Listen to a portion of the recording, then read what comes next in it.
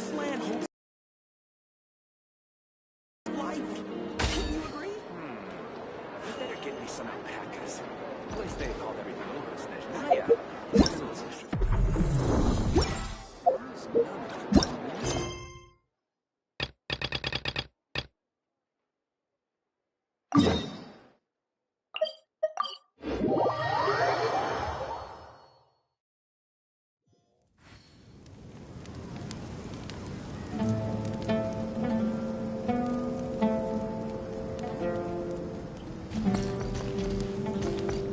Here.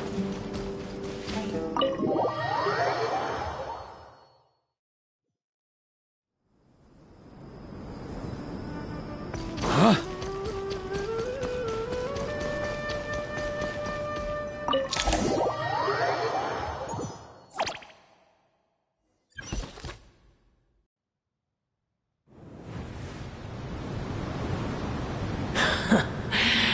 I had a feeling your kind might come calling. The ley lines are in disarray. Something has gone wrong with Irminsul, yes.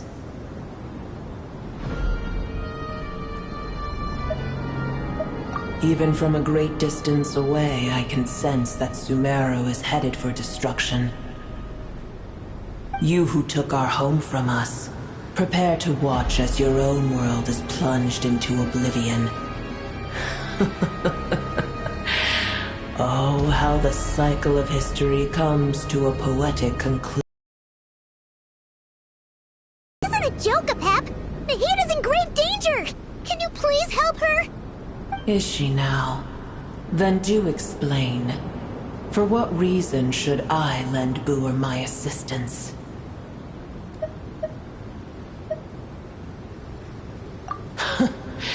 The age of the dragons ended long ago, and the world that replaced it is under the dominion of the heavenly principles. In choosing not to side with your enemies when the heavenly principles' rules began to relax, I have been merciful enough. Do not forget that I have no love for this world you hold so dear.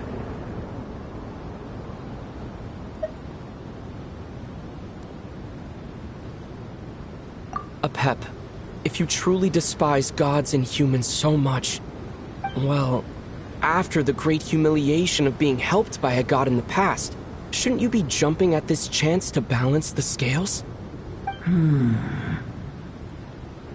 Now that is a compelling reason. When El Ahmar plotted against me and I was tortured by forbidden knowledge, it was Booer who saved me from agony. And though I regard with shame the pity of my enemies, to receive aid without repaying it would likewise tarnish a dragon's dignity. Oh, tiny Booer, puny humans. Just this once I shall deign to show you the true power of dragonkind. Whoa! It's happening again! We're gonna get sucked in!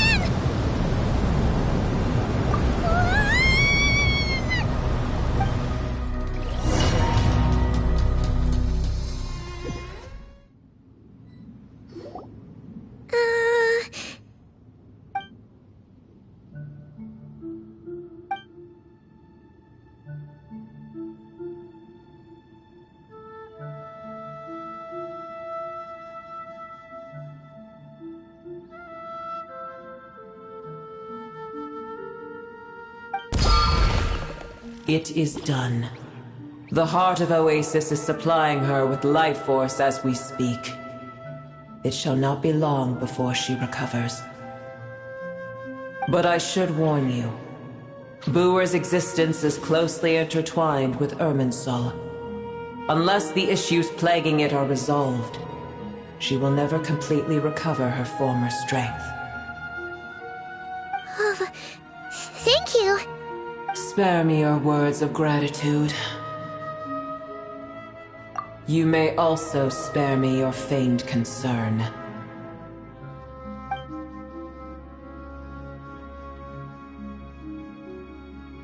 A dragon's sovereign's power is far greater than you can imagine. While I was indeed weakened when the heart of Oasis ran dry, providing tiny Boer with a morsel of my life force shall have little consequence for me. Oh, good to hear.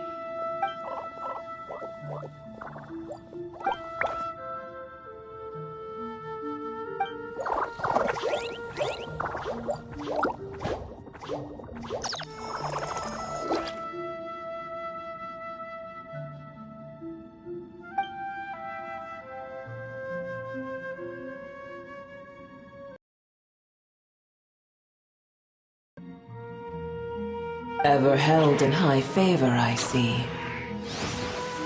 Oh, well, you know. The compliment was sincere. Simply accept it.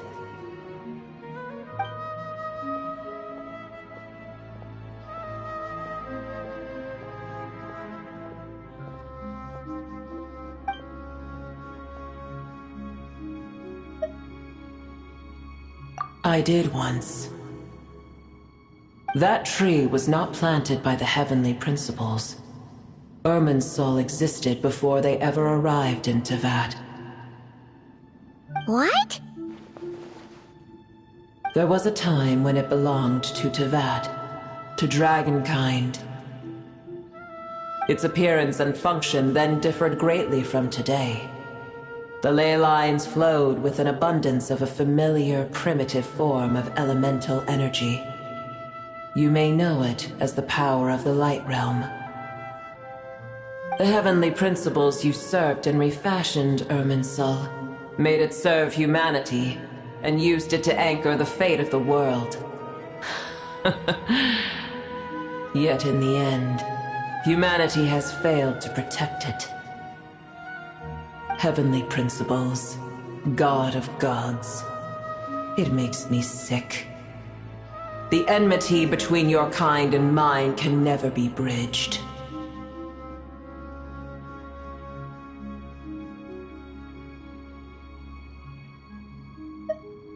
As things stand today, holding a grudge against you would serve no purpose. But there will come a day when we reclaim this world for ourselves. The opportunity will arise no matter how long we must wait. I can already sense that far away from here, the Hydro Dragon has wrested his authority from the hands of the usurpers. Though we have yet to meet, I know that we are both preparing for our revenge day and night. Uh-huh.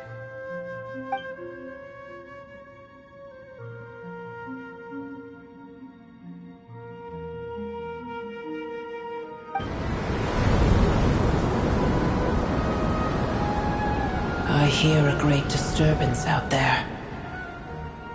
Huh? What is it? Sandstorms come. The Jinn. I see.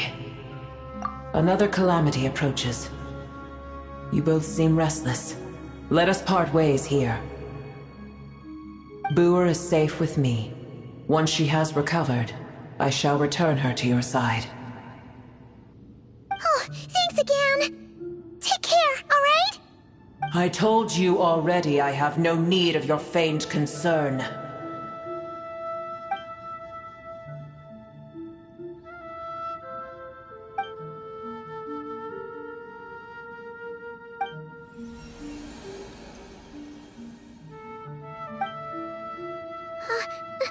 Nahida? You're awake! Are you okay? Cease your interrogation. Yes, she awoke for a brief moment, but she has now lost consciousness again. Take it. We shall talk more at another time.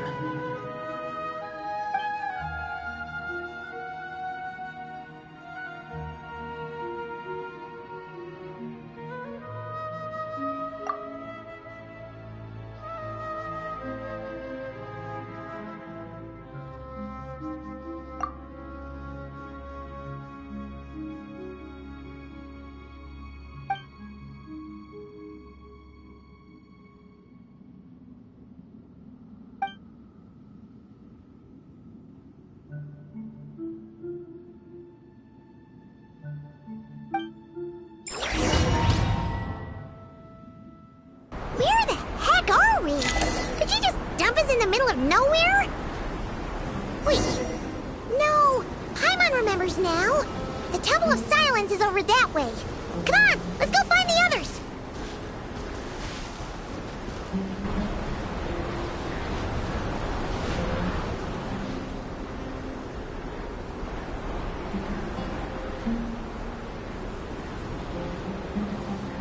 There's no need for everyone to stay here.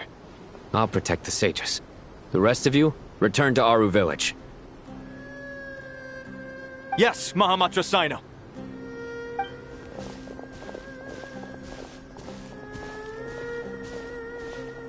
Sino, what's going on? You're back. How's the Dendro Archon?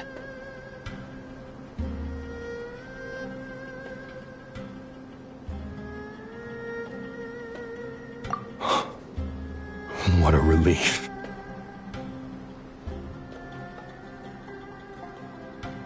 It's the Jinn. Countless Jinn have stirred up violent sandstorms across the desert, blocking our path to the Temple of Silence. Tainari and Kale have returned to Aru village to help. The Jinn are being highly aggressive, so both the village protection. It's just one thing after another. Where did all of them come from anyway? In all my trips to the desert, I've never seen anything like this before. As I see it, the only possible candidate is Gurabad. Gurabad? Baladuri could explain in more detail if he were here. All I know is a rumor I've heard about from previous trips to the desert. Supposedly, a great number of dormant Jinn lie sealed beneath that city.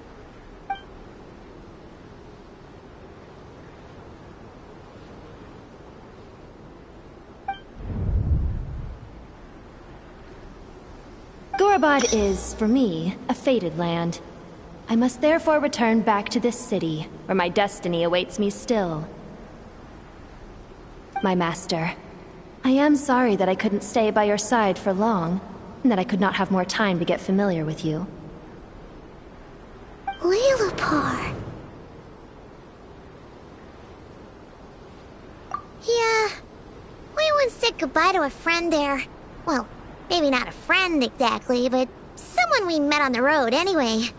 She was a strange bottle. If we can find a way to wake her up, maybe she can help solve the situation in Gurabad. Well, be careful. You may find there's more than just the Jinn to worry about. You mean, there are other dangers in Gurabad? It's a sensible assumption to make. The moment we arrived in Caravan Rebad, the Irminsul anomaly started spreading in that direction. Now we've moved to the desert, and suddenly we're plagued by Jinn and sandstorms. To call it a coincidence would be a stretch. Don't worry, we've gotten a lot stronger since our last stint in Sumeru.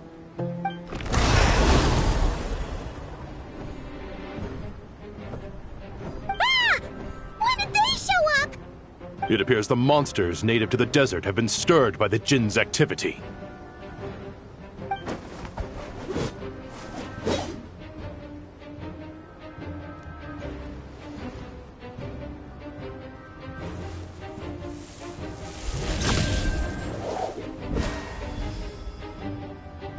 You should get going.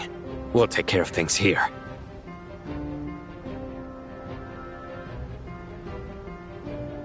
You too. Don't do anything too risky. You got it?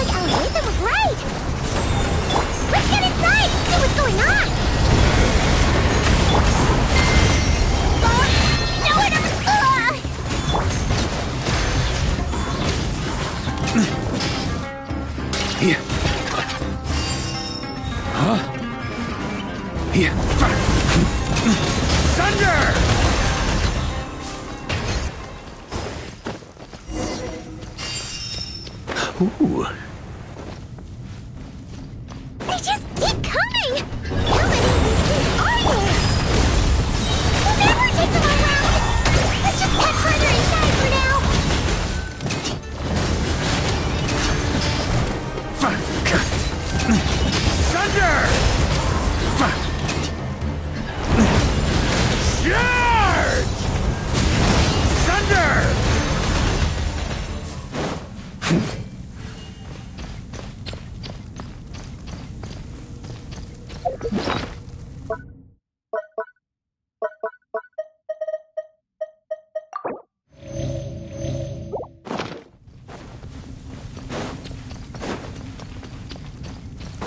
Target spotted! All units at the ready.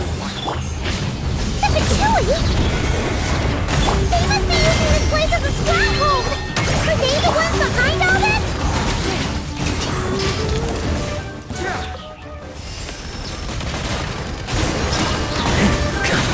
Thunder!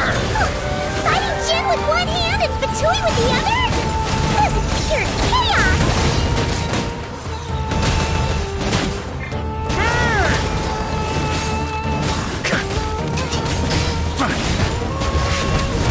Look after Mondstadt for me.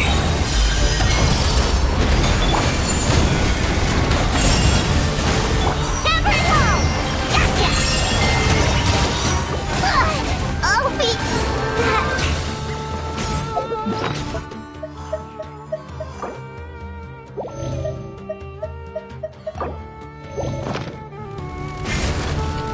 Be gone!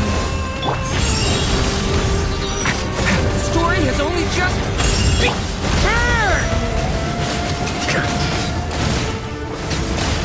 Thunder!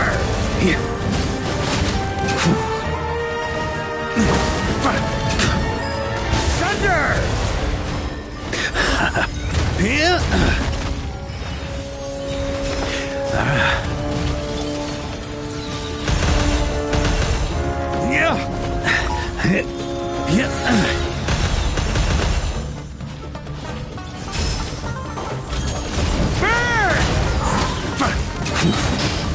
Mission.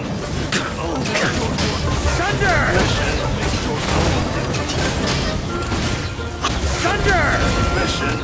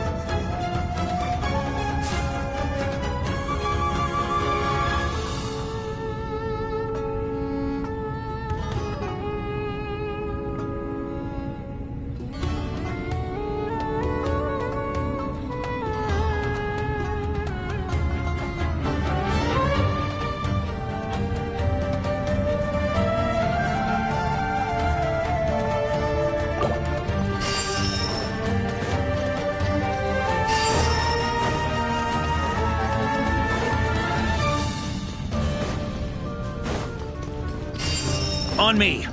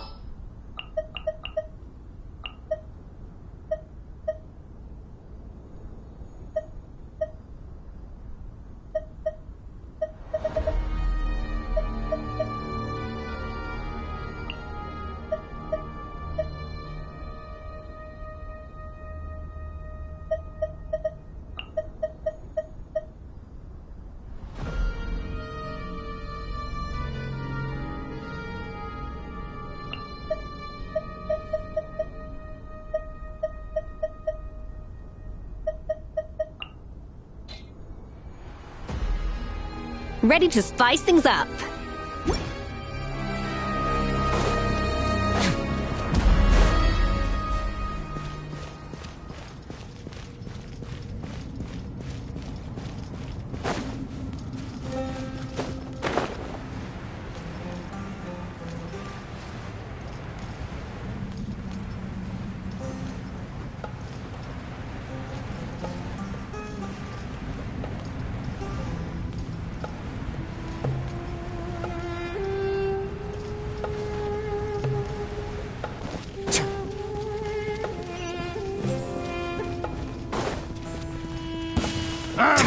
Fix it! Space! Fix it now.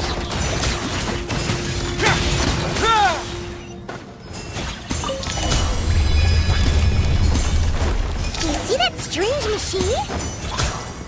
Paimon has a sneaking suspicion that that's the thing wrecking Gurabad and setting all those dangerous Jinn free! The target has reached the core zone. Requesting backup. Repeat, requesting backup. Backup en route! Stop him at all costs! Careful! They're back again!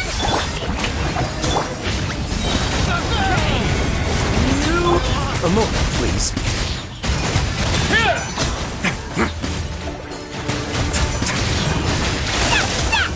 Nice one, Traveler! Let's keep going!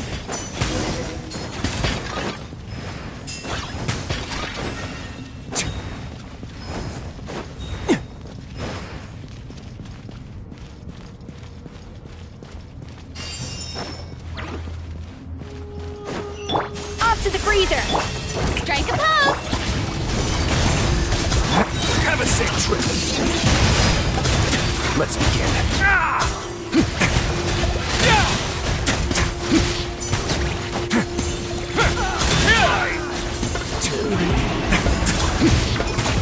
Let the world collide!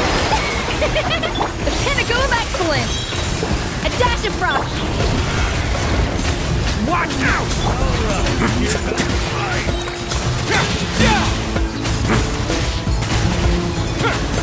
No need to fear. Stay cool. Face your guilt.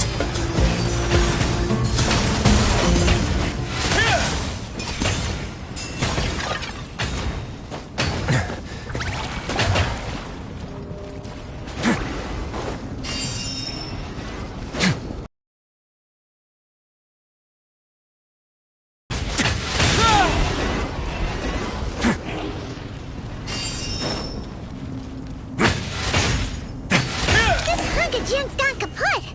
Now we can finally... It seems my subordinates failed to stop you in your tracks. Apologies, sir.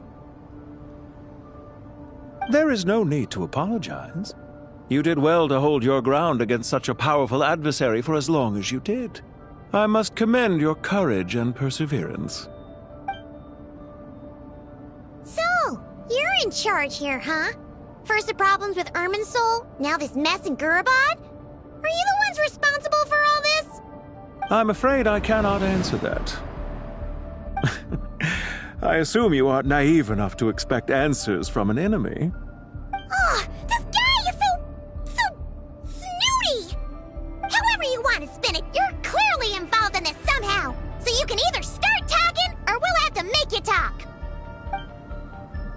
Let's get him! Traveler, what's wrong?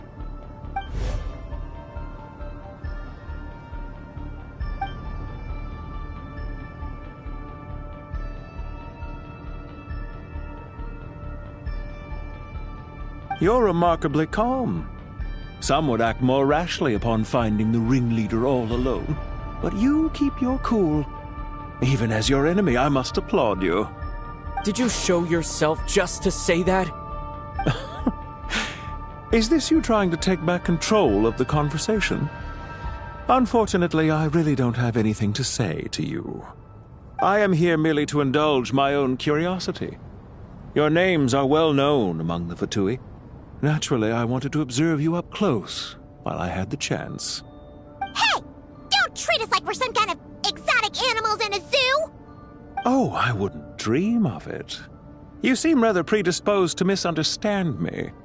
I'm quite aware that you are both heroes of great renown. You have resolved crises in many nations and won countless allies along the way.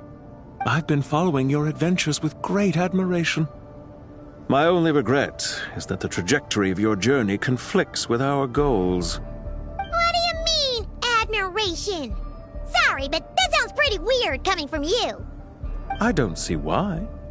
We may happen to occupy opposing sides, but there is no cause for deep-seated enmity between us. To respect one's enemy is to respect oneself. Well, now that you're observing us up close, what do you see? I've observed as keenly as I can. Yet, while I endeavor to understand, your true strength remains a mystery to me. Violence is not my area of expertise either, so, you see, I would much rather converse with you like this than determine a victor with the edge of a blade. Besides, I've heard that even 3 moons in the sky fail to eclipse your brilliance. I know better than to bite off more than I can chew. 3 moons? So you have a connection with the Harbinger, the Doctor. Well deduced. Our commander, Dottore, died in Nodcry, but there are things that do not end with his departure. We must... Look at me. I almost divulged more than I should have. What are you after? Revenge for Dottore? Or are you plotting something else? I've said quite enough in continuing this conversation, except to say, I've noticed that you seem to know your way around here quite well. A repeated visitor to Gurubad, are we? Ugh. I'll take that as a yes. Then I'm sure you'll have heard the story of this place. The mother of the Jinn, Lilupar, and the tragic tale of her vengeance that spanned 3 generations. It was right here that Lilupar once helped the wise to ascend to the throne.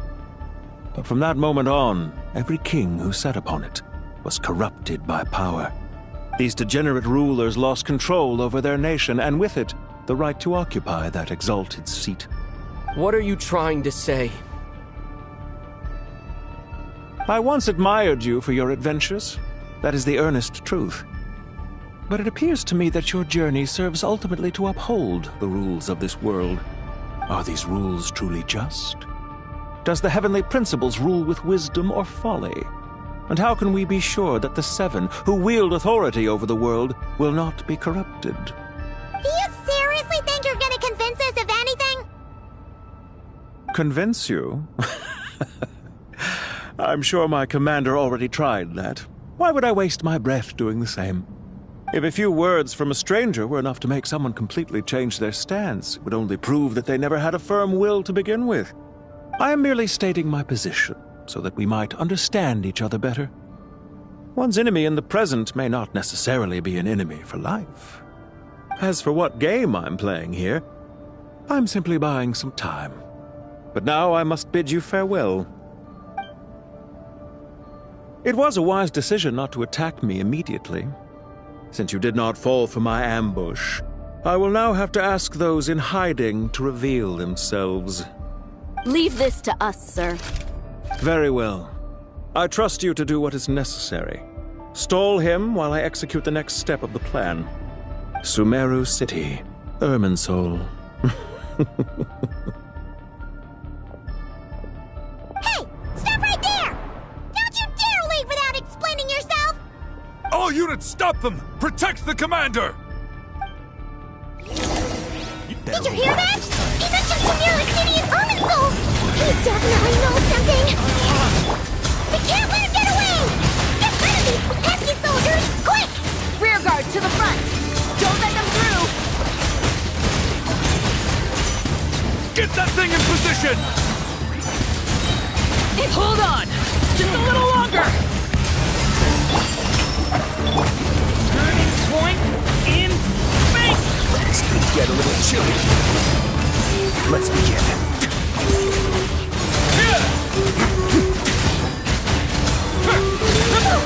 We finally beat them! That mysterious guy can't have gotten far!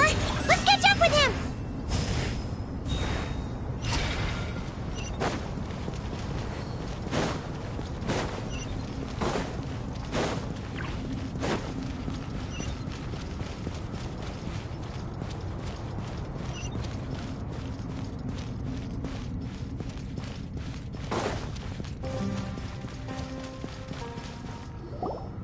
Found him! Over here!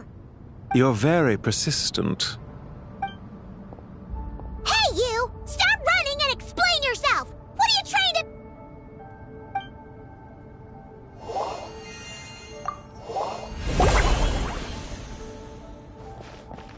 What's this? Relax.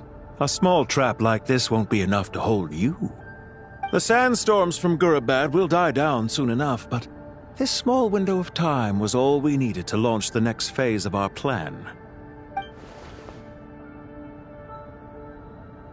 Don't be discouraged. I knew that someone would come here eventually, so I planned ahead. Where to chat with you, which door to exit from, even which mechanism to wait by for you. I thought through every detail. You, meanwhile, know nothing of who I am. So far, you've only heard my voice, and for all you know, it may not even be real. But not to worry. This is only our first meeting. It shan't be our last. Just answer me one last question.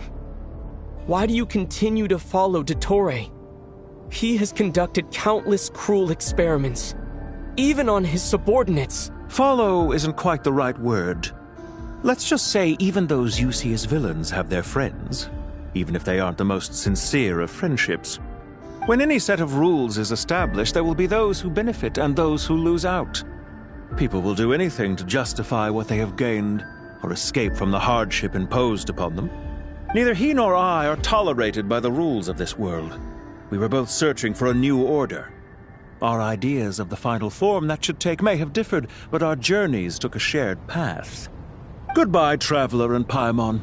I wish you a timely escape, albeit not too soon. I will need a little more time to prepare, after all.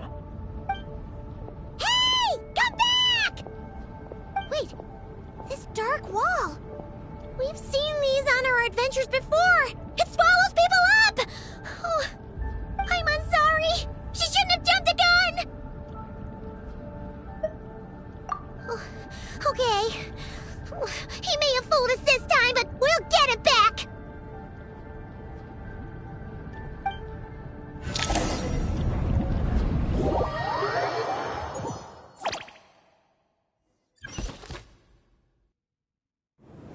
Sino and his team are guarding the north. We'll take this side. There's so many Jin! We can't let them get into Aru Village! Don't fret.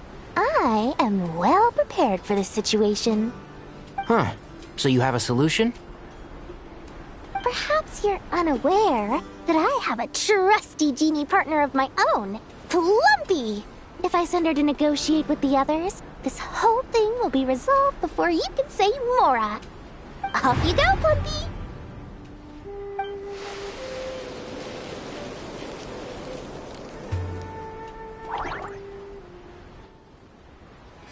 Come on, what's the holdup? 5,000 Mora. 20,000 Mora.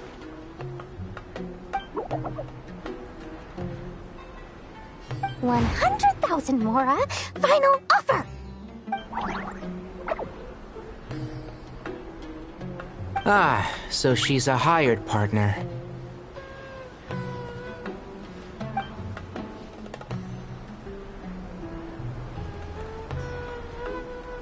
Hired partners are reliable too. Plumpy here is a highly skilled negotiator. You'll see. Just a few words from her and...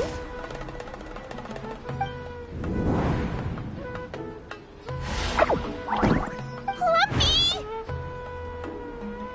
Don't you Jin have any respect for the rules? This was supposed to be a negotiation! How dare you treat my messenger like this? You wanna play rough? Two can play at that game!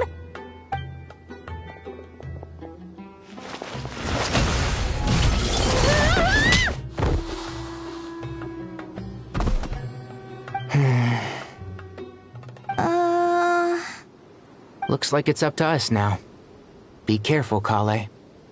Yes, Master.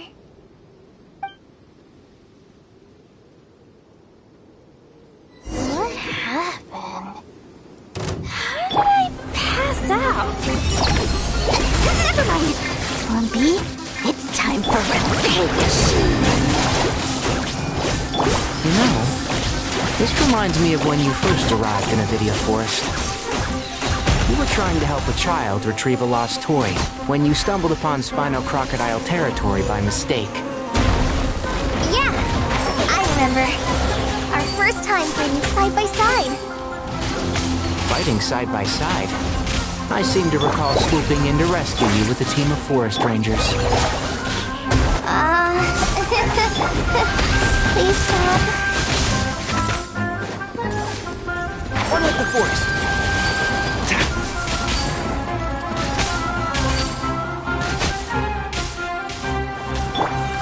Magical lamp! Stab! Polyampa, help! Hi! Can't see? There's too many of them! I can't believe I used 12 rare items in one battle! Ugh. I shudder to think how this is going to affect this month's accounts. The sight of that glaring deficit might be more than my poor heart can take. Tainari, how's the situation on your end?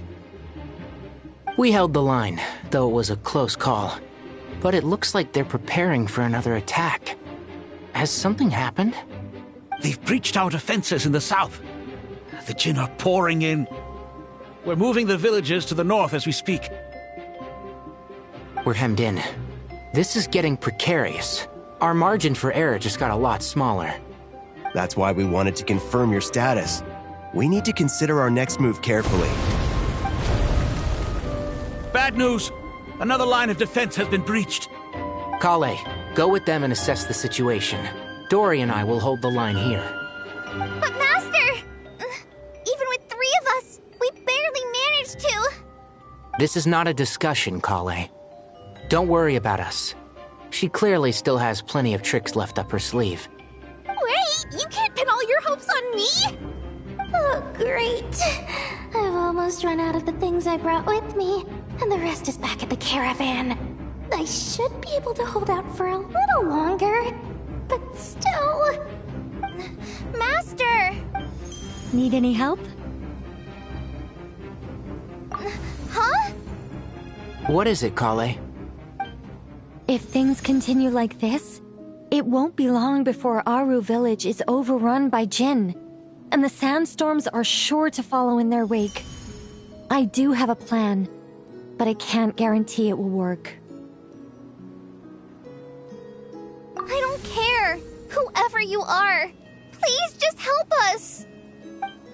The only one who can help is you. I am merely here to guide you along the correct path. I am a spirit created at the beginning. I am a flickering illusion. I am the shimmering light that flows from the eyes of the Creator. What do you mean? It doesn't matter. You don't need to understand it. Just repeat after me, one line at a time. Watch out! Jinn incoming! I am a spirit created at the beginning. Here goes nothing! I am a spirit, created at the beginning.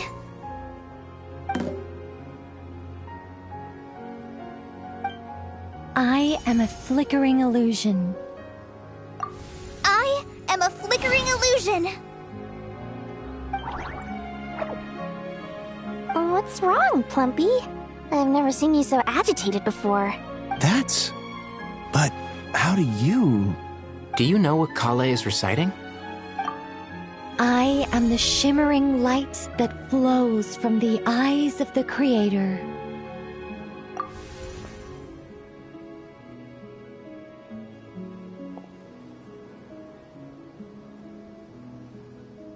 I am the shimmering light that flows.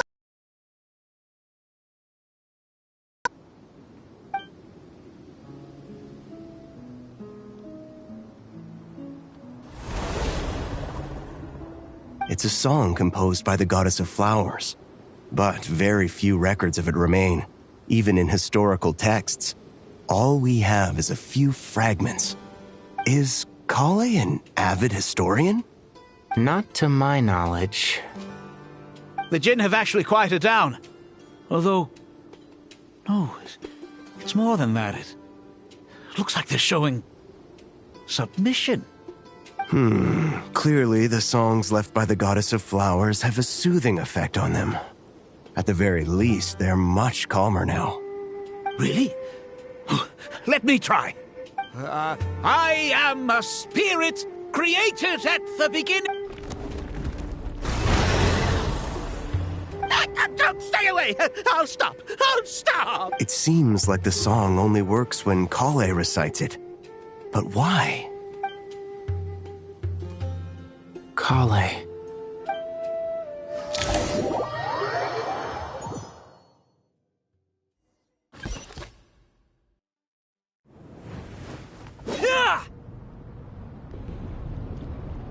Any luck?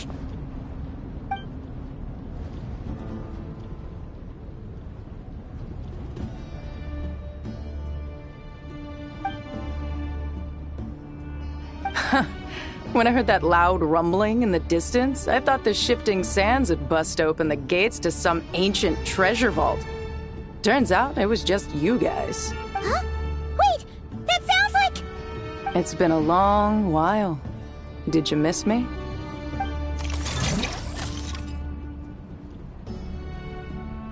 Jet! Ben!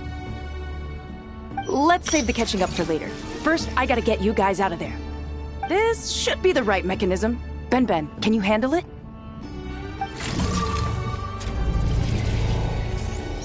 There we go. Come on, let's leave this place.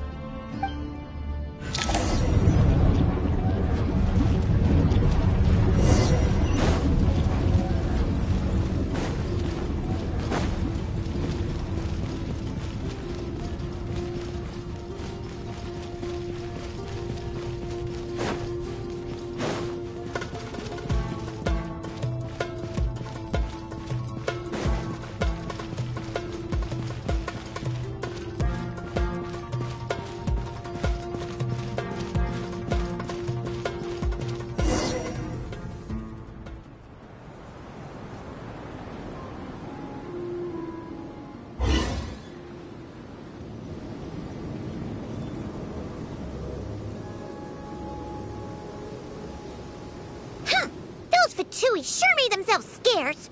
It's like they were never here. The Fatui? They came to the desert again? Yep. No idea what they're planning this time. They were being very coy about it. How have you been, Jet?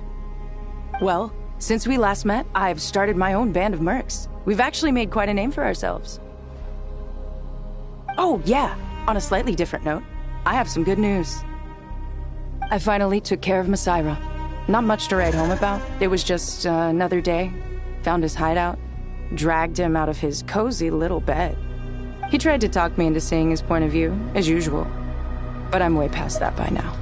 There was nothing he could say to save his life.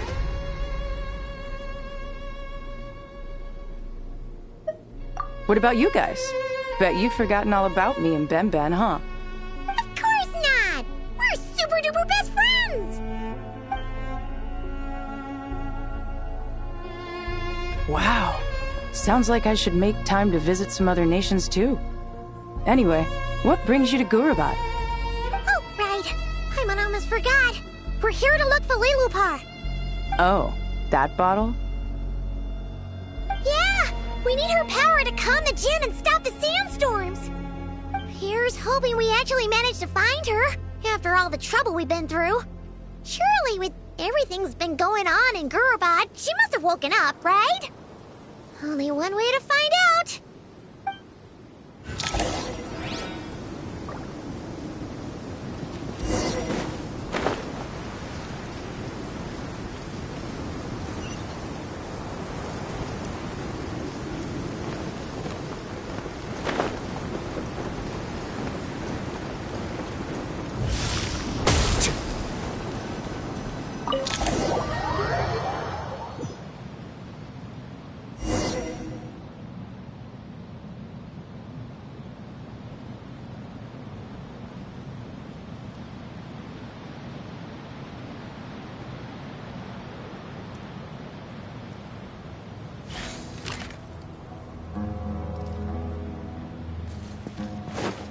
Let's see. She should be around. Aha! Found her!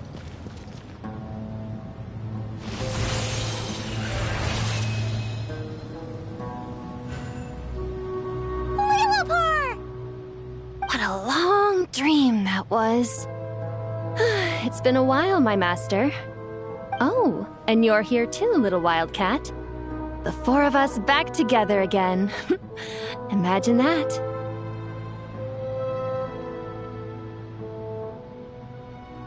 After we last parted ways, I merged with the land beneath Gurabad to suppress the dark calamity stirring in the depths. It rekindled the flame of vengeance within the Jinn, depriving Gurabad of any hope of peace. I fought against it for a long, long time. Until one day, I sensed a change in a foreign land to the west. Suddenly, the pitch-black abyss fell silent.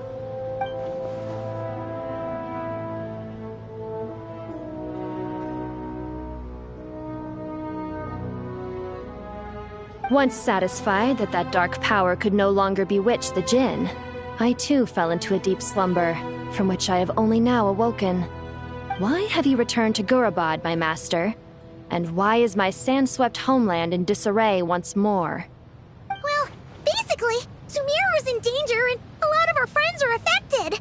Some bad guys messed around with Irminsul and now they've released the Jinn in here. We managed to chase off the culprits, but we have no idea how to seal this place back up and stop the sandstorms. Child's play. I shall quell the Jinn and scatter the storms. Thank you, Lilupar. No need to thank me, my master. I have granted many wishes in my time, and this was the most trivial of them all.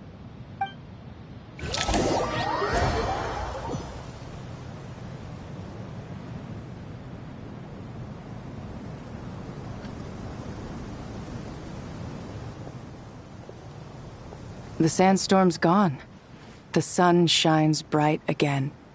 When I said that we'd meet again under a lovelier sun, this was exactly how I imagined it. Yay! Although, honestly, Paimon would love to hang out with you more, even if the weather sucked. Well, there shouldn't be any more Jinn breaking out, right? Are we okay to head back? Sounds good. You can introduce us to your other friends.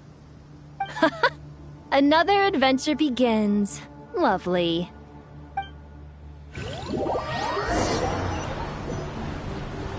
The storms have stopped! We should be able to get to the Temple of Silence without any problems now. Time to regroup!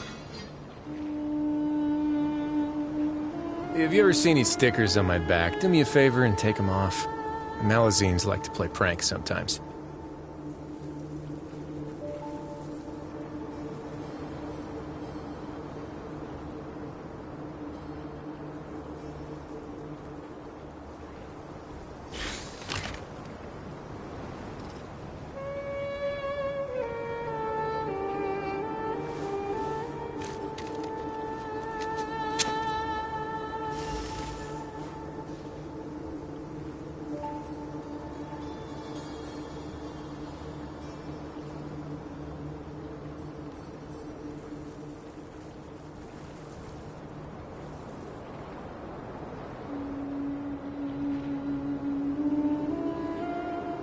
A word of advice, don't break the law. Is there anything else? Yeah, seriously, don't break the law.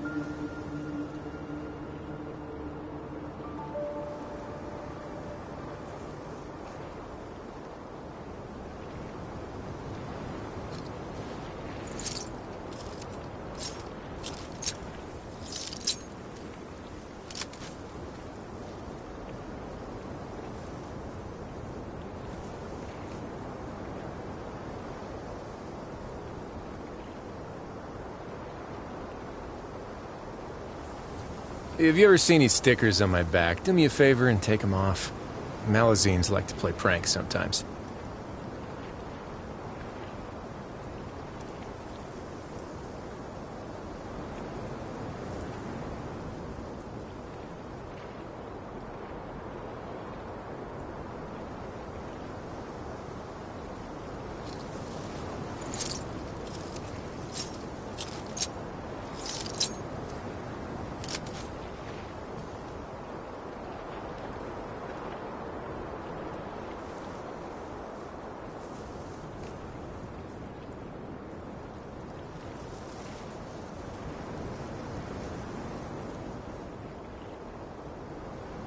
I once considered keeping some pets in my office, but soon gave up on the idea.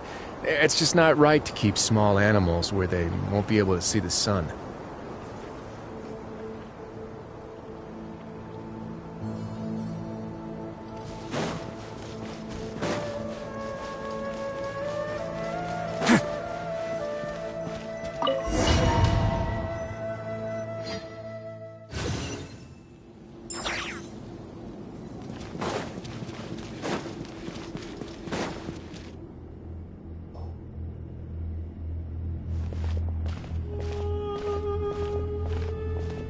So, this is the Temple of Silence. I've heard the Nagarjanites mention it in passing, but I never imagined it would be this big. It's colossal. I thought the temple moved to the rainforest ages ago. When did they scamper back into the desert? I don't know. This plan sounds a little too risky for my liking. Even in King Deshret's day, this was experimental technology. We have no idea what could happen if we activate it. Well, unless you know of another viable alternative for the Akasha terminal, I'm afraid this is our only option. The plan is sound, and the risks are manageable. However, if we are to proceed, we must act quickly. The scale of this project is enormous. Even with Kave, Faruzan, and every other scholar of mechanics working on it full-time, the proposed modifications won't happen overnight.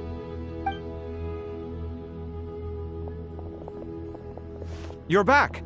Everything all right? And who are they? Friends of yours? Pretty much everyone in the Temple of Silence is. This guy's Kave, and the one next to him is Alhaitham. Hello, I'm Jet, and this is Lilupar. Oh, a famous name from the history books. Pleased to meet you. A friend of a friend is a friend of mine, as they say. Who's they? Huh? Do people not say that? Not in the desert. Friends you can trust, but friends of friends? Gotta keep an eye on them. Still, I do trust the Traveler's judgment. I'm sure you're good people. The sandstorms have calmed down. I take it the Gurabad problem is resolved? What did you find?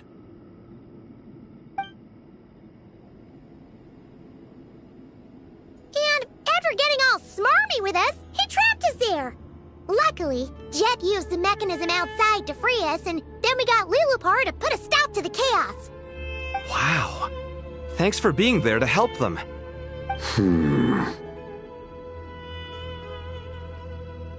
So, this mystery man openly admitted that he was merely a Harbinger subordinate. Yeah? Is there something weird about that?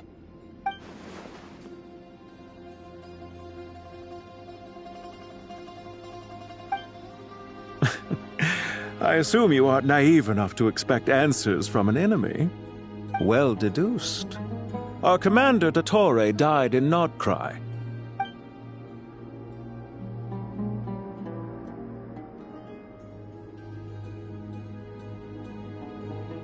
Are you wondering about his true identity? Or do you think there's a big conspiracy behind all this? I wouldn't go as far as to call it a conspiracy. Just the simple fact that having someone to shift the blame on tends to prove useful should trouble come knocking later. The most important thing for now is to solve the immediate problem. Perhaps that man knew you wouldn't have the resources to investigate his background and so didn't put much effort into disguising himself. This is all getting a little cryptic for me. I'll let you guys talk while I take a walk with Lilupar. Jet? Aren't you with the Blazing Beasts? What a coincidence. Didn't expect to run into you here. We're mercs. You can run into us anywhere. Who's this with you? So, did you find the solution you were looking for in the Temple of Silence? You bet we did. This place is incredible. It has everything. So far, we've discussed a plan and verified its feasibility. Building a new system from scratch is out of the question. So our only option is to modify the Akasha using certain resources we hope to find in the mausoleum of King Deshret. According to certain sources in the Temple of Silence, there is a core device in King Deshret's mausoleum known as Aru. Little is known about this device in academic circles, which suggests it was hidden quite effectively. If these sources prove correct, the energy contained within Aru may be sufficient to power our Akasha renovation plan. However, this raises difficult questions regarding technological integration. The sages are still debating it. Yeah, but I'm sure they'll reach a compromise once they've argued it out. The people of the rainforest are always cautious when it comes to desert technology. But times of crisis like this leave us with little choice. Wait, Paimon has a question. Is this the same Aru we've heard of before? It's sealed off, right? Some sort of prison where the Goat King, Ibis King, and Crocodile King are locked up. Well remembered. Yes, that's exactly right. According to our records, Aru was the most brilliant creation King Deshret ever conceived of. Built by divine and mortal artisans working together. It was a miraculous accomplishment, and it lies hidden deep within the king's mausoleum to this day.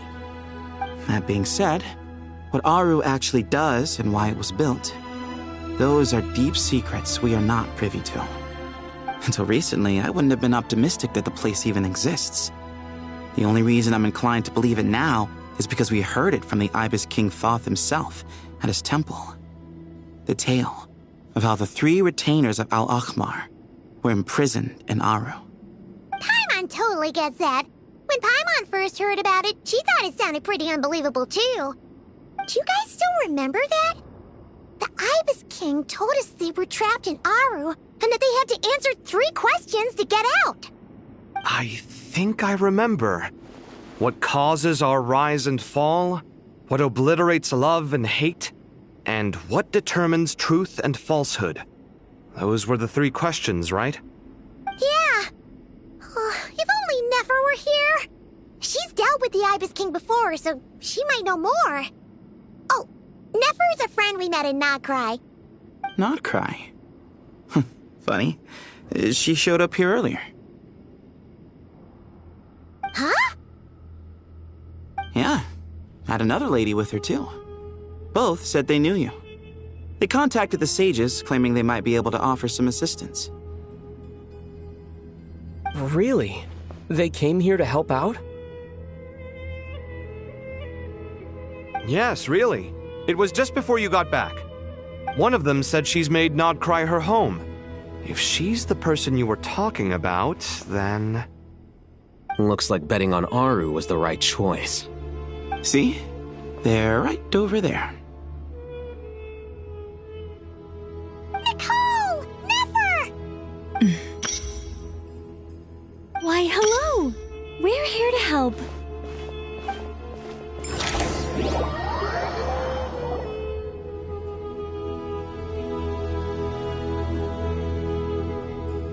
It's a good thing we left early. We almost got locked out. Locked out? What do you mean? Oh, you haven't heard? An invisible barrier has appeared around Sumeru's borders, cutting off all travel in and out. No one can leave and no one can enter. Sumeru has become a lonely island. Are the Fatui behind this too? Actually, no. This has nothing to do with them. I suspect it's a defense mechanism within Irminsul itself. Irminsul is the source of Tevat's ley lines after all, and Sumeru is the nation closest to it. I imagine this function was put in place to seal the entire region off in the event of serious damage, preventing the disaster from spreading to the rest of Tevat. It may have been implemented long ago. But doesn't that mean that the people here won't be able to escape to other nations if the anomaly keeps spreading? Currently, that does appear to be the case, which is precisely why I am here. This is a critical moment for the world, and Sumeru is the eye of the storm. Paimon's surprised you managed to convince her to come back to Sumeru. Indeed. Even for someone of my wisdom and eloquence, this tested my skills to the limit. And why was in trouble? Surely you don't think I still have feelings for that place? Judging by your tone, I suppose you don't. Sounds like you don't know much about my past. And here I thought you knew everything. All I know is that the Ibis King is the source of your power. He was quite a prominent moon envoy once upon a time, so I do know a thing or two about him. As for your past, I have ways to learn the full story if I wish to. But everyone has secrets they'd rather keep to themselves, wouldn't you say? I'm glad you see it that way, Miss Nicole. I've chosen to call Nodcry home, which is why I did my part in its hour of need. That doesn't mean world savings become a habit with me. I have no particular desire to play hero in Sumeru, thank you. I understand. Human emotions do not appear and disappear without cause. There is always a reason to be found behind both salvation and destruction. Still, if time has taught me anything, it's that human emotions are often complex and in conflict. That's why people change their minds about things all the time. But that's where we angels come in. Our duty ultimately is to guide people towards their deepest, truest desires and help bring them to fruition. So I wish to hear about your past, because I do not believe you are motivated by hatred alone. And if we still arrive at different conclusions in the end, that's okay.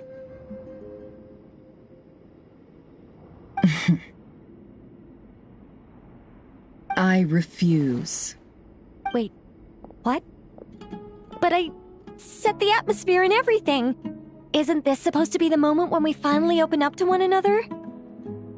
Is it? Maybe I'm not so good at reading the atmosphere. You're right, Nicole. There's more to me than just hatred. Had it consumed me, I'd be left stuck in the past forever, never living in the present. But I don't think that your guidance can change my mind. The all-consuming sands, the bloodshed, both deserved and undeserved. Those old emotions cling to me like a shadow. Do you wish to shake them off? No. I hope to remember them forever. Those emotions and memories shaped me into the person I am today. They'll always be a part of me. In that case, would you like to hear my perspective, at least? Sure. It's not every day you get to hear an angel's opinion.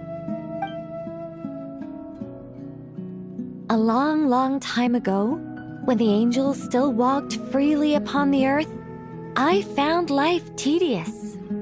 Monotonous work, lukewarm relationships. Things weren't nearly as interesting as they are now. And yet, since the angels' demise, I have found myself missing those days on more than one occasion. Human emotions are often attached to a person, a place, or an object. When those things are gone, the memories quickly fade, and the emotions slip away along with them. If Sumeru were destroyed, both rainforest and desert would be no more.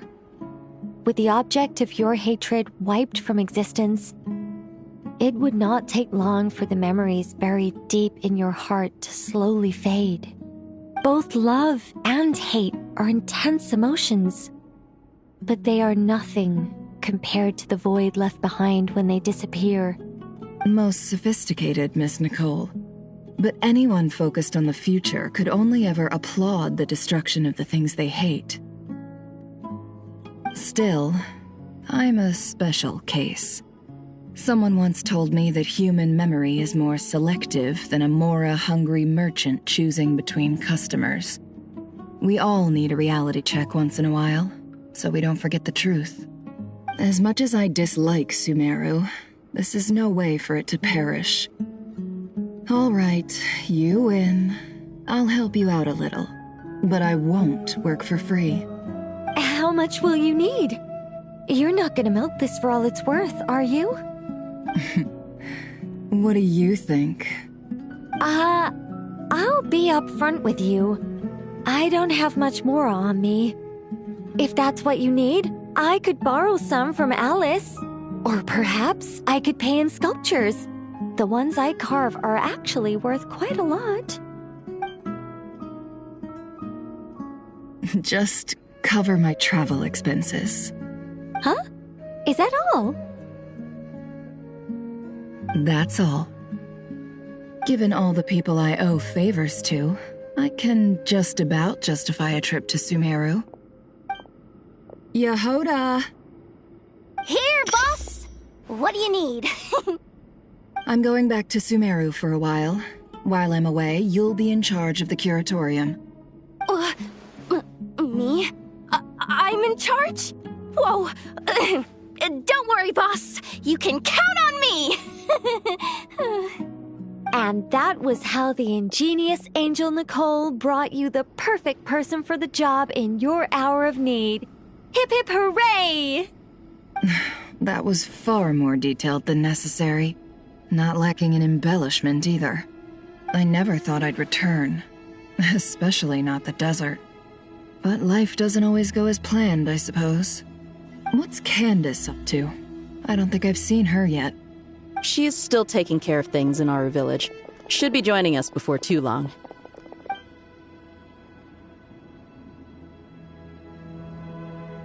Oh, and sorry. Hope we're not interrupting anything. We have some good news, though. We're planning to go to the mausoleum of King Deshret to look for the legendary Aru, then use it to try and restore the Akasha system. According to records in the Temple of Silence, the mausoleum houses something called Aru's Chute, which can be used to establish connection with Aru. We still have some time before we leave, so there's no rush. By the way, who are these two new faces? Just call me Nefer. I'm based in Nodcry. Did I hear you mention Aru? Correct. Well, I happen to have a connection with one of the 3 retainers imprisoned inside, the Ibis King. I'm here to get things done, so if you don't mind, I think I should come with you. That sounds perfect. Miss Nefer, are you from the desert by any chance? Why do you ask? I don't know. There's a familiar air about you. Plus, you mentioned Candace. Sorry, I don't mean to pry. It was just a random thought.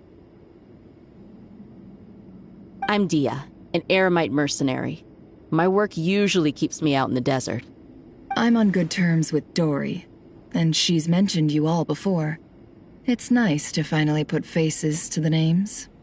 However, my associate here is probably less well acquainted with you. Why don't you all introduce yourselves? Actually, I'm a little better acquainted than you might think.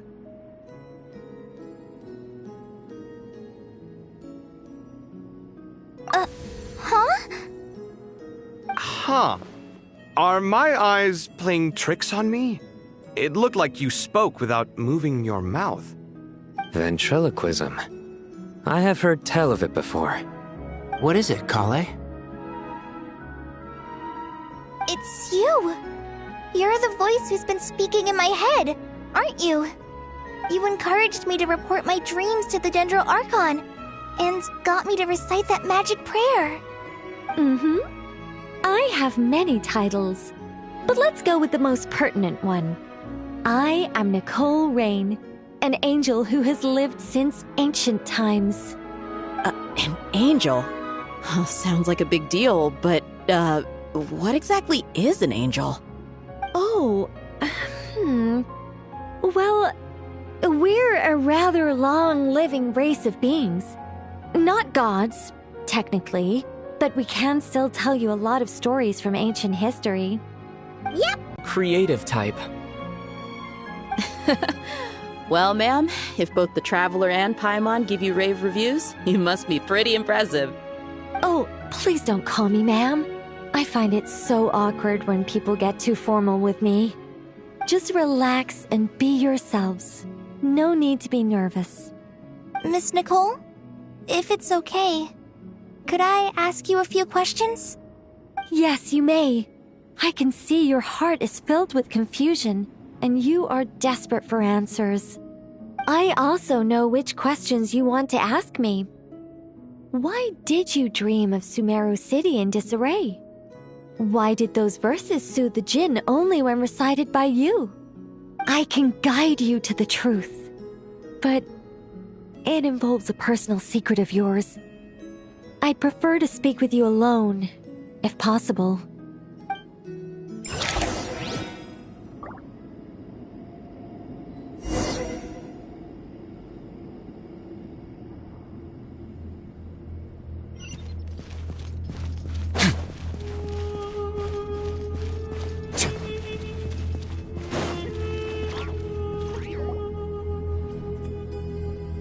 I thought we were going to speak alone.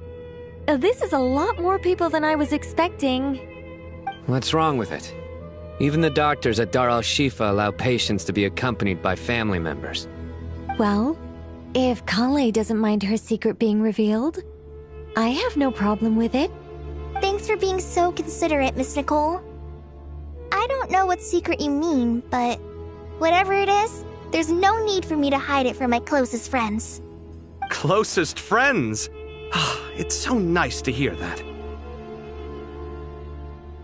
All right. In that case, I'll get right to it. Kale, are you aware that there are god remains inside your body? I am. When I was young, I got sick with Elazar. Nothing could cure it. The Fatui convinced my mom and dad that they could help, and I was sent to an unfamiliar place. There were a lot of other kids just like me there. This creepy guy injected us with some strange medicine, which I heard contained god remains. I can still remember the pain like it was yesterday. But thanks to the friends who've stuck by me all this time, I've gradually been able to overcome those memories. Anyway, so you're saying that what happened to me has something to do with the god remains they injected me with? Yes. Those were the remains of Nabu Malikata, the goddess of flowers. What? Huh. Fascinating. You don't seem surprised like the rest of us. Why? The possibility crossed my mind when Kale recited the Goddess of Flowers song and calmed the Jinn. You made Paimon jump! What are you doing here, Lilupar? I was merely passing through when I heard the name of the Goddess of Flowers. Be assured that I share your surprise. You, with the hat. Are you certain? I sense no trace of the Lord of Flowers within her. Well, it is a very small fragment. Unless special methods are used to manifest its power, even her closest acquaintances would find it near impossible to detect. After the goddess passed away, her remains were scattered across the desert. King Deshret gathered all the pieces he could find and buried them in the Eternal Oasis. But some fragments remained unaccounted for. Eventually, the Fatui must have found a way to track some of them down. Presumably for use in some experiment. It's not an uncommon occurrence. You're more shaken than I thought. In one sense, you've been extraordinarily lucky. So many people who yearn for this kind of power never attain it, yet you have coexisted with her all this time without even realizing it. I don't know what to say. I'm glad that I could help everyone with this power, really. But knowing that a fragment of the Goddess of Flowers is inside my body is... it's a strange feeling. Well, people value their autonomy very highly. Even a well-intentioned intruder can shake one's sense of self. I understand how you feel, Kale. But once you get used to it, you'll find it's nothing to be concerned about. Huh. I guess you, of all people, have a good reason to speak on this. 2 good reasons, in fact. Incidentally, 3 is the maximum number of Hermanubis' Ba fragments that I could bear. Let me guess. Because 2's company, but 3's a crowd? Thanks for helping to explain the joke, Tainari. Not my intention. Goddess preserve me. I should take my leave. This boy in his wolf's head hat speaks much too differently from the Hermanubis I remember.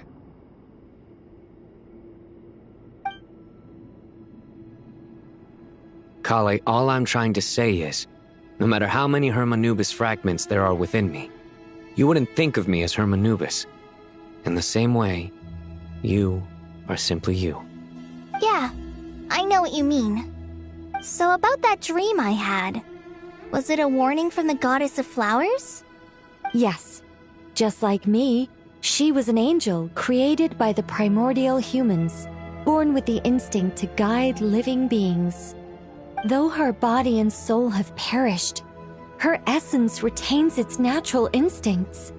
Even her smallest remaining fragments would do their utmost to send you that warning. The mother of dreams? Lord of flowers and oases? She must have had a premonition. That is why she gave that dream to you. We won't let our efforts go to waste. But I still don't understand. Why me? Yes. Why indeed? You weren't the only one injected with god remains, but only in you have her fragments persisted. I suspect it may be because of the firm will you showed in the face of suffering. She was likely assimilated by that will. Of course, this doesn't mean you have to shoulder any extra responsibility. As this young man said, you are who you are, and that will not change. All right. Any further questions from the family members of the patient? If not, we should head to the mausoleum of King Deshret. Let's move out. Time to put our plan into action. We all hope it'll work. But will we really be able to open Aru? And even if all 7 pillars of King Deshret agree to let us proceed, the scale of the work to follow is daunting, to say the least. Haven't you handled other big projects before? I mean, the biggest project I've worked on to date is probably the Palace of Alcazarzaray, I guess? But this is orders of magnitude beyond that. It's a total nightmare. Look on the bright side. At least this time you're actually here when Sumeru needs you most. You won't have to come asking me for details after the fact. Mock me all you want. But now that I'm here, things will be resolved far more quickly and smoothly than last time. Kave's self-doubt disappeared in an instant. Like magic. Well, this confidence is most gladdening. Now, go and pack your things. We'll head to the mausoleum as soon as you're ready.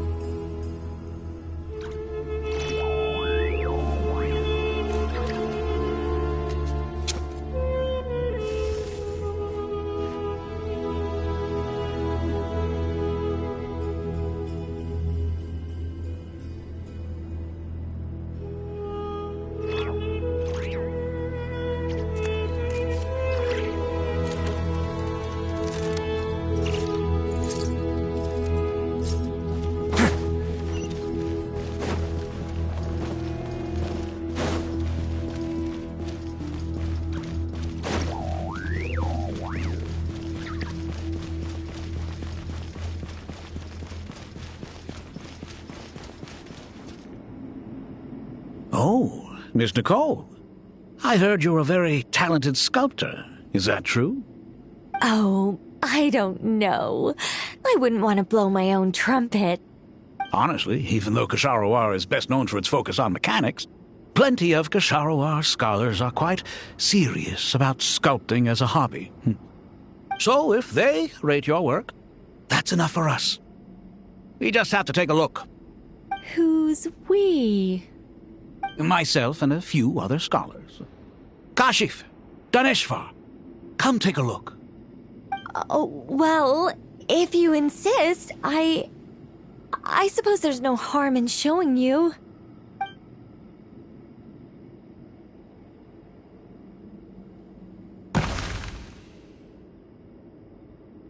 Whoa! Where did that come from? Look at the level of detail. It's so lifelike. The squirrel descends from the heavens like a champion, and the earth trembles beneath its feet. What do you think? Striking, isn't it? Kaveh? Kaveh, come here for a sec. Oh, and Madame Faruzan, didn't you used to study in our darshan? Come take a look.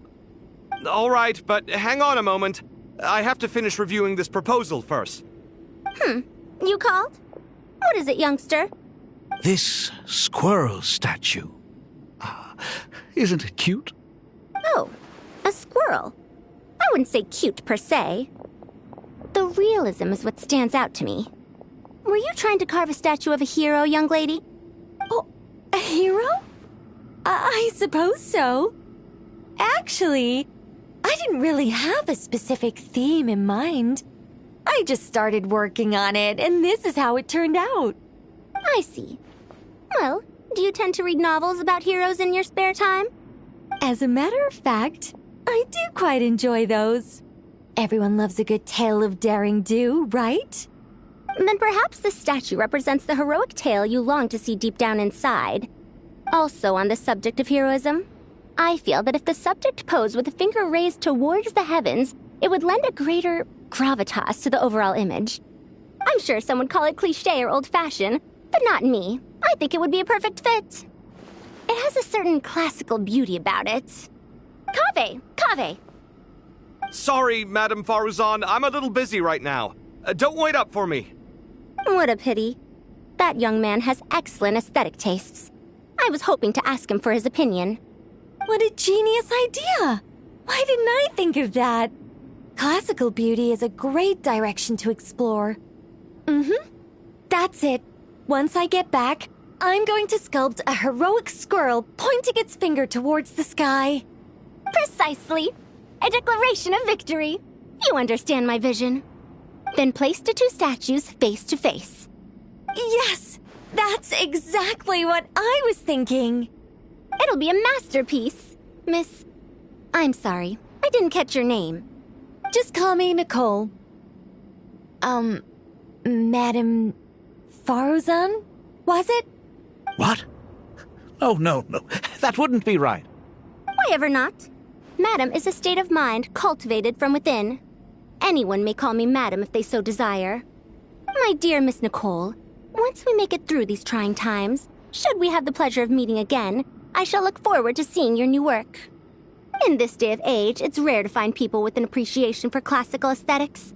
Meeting you was truly a pleasant surprise. Honestly, I feel the same way. It's been a long time since I met anyone interested in this style of statue. Clearly, they don't call you Madam for nothing. Also, I have to say, you're a very good judge of character. Because when I think about it, I really am someone who likes stories about heroes. That must be why I've quietly kept watch over generation after generation of them. Sorry, keeping watch over heroes? What exactly do you do for a living? Oh, never mind that. Let's not tell Madame Faruzan about Miss Nicole's true identity for now. Good idea. Let's limit the conversation to aesthetics.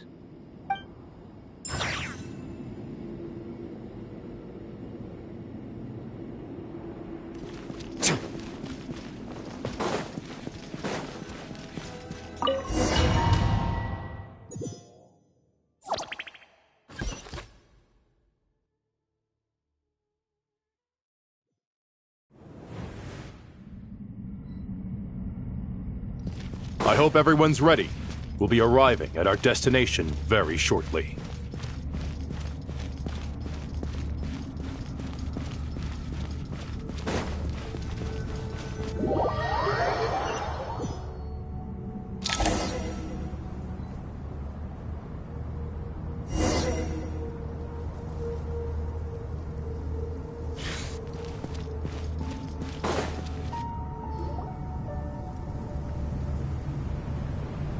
Why, we've not seen so many visitors ever, really.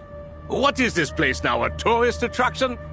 Ah, closer inspection reveals many familiar faces. To what do we dusty old fellows owe the honor? Surely you're not just here to chat. You surmise correctly. We are here to carry out a rather enormous project. Ho, enormous, you say? How large, then?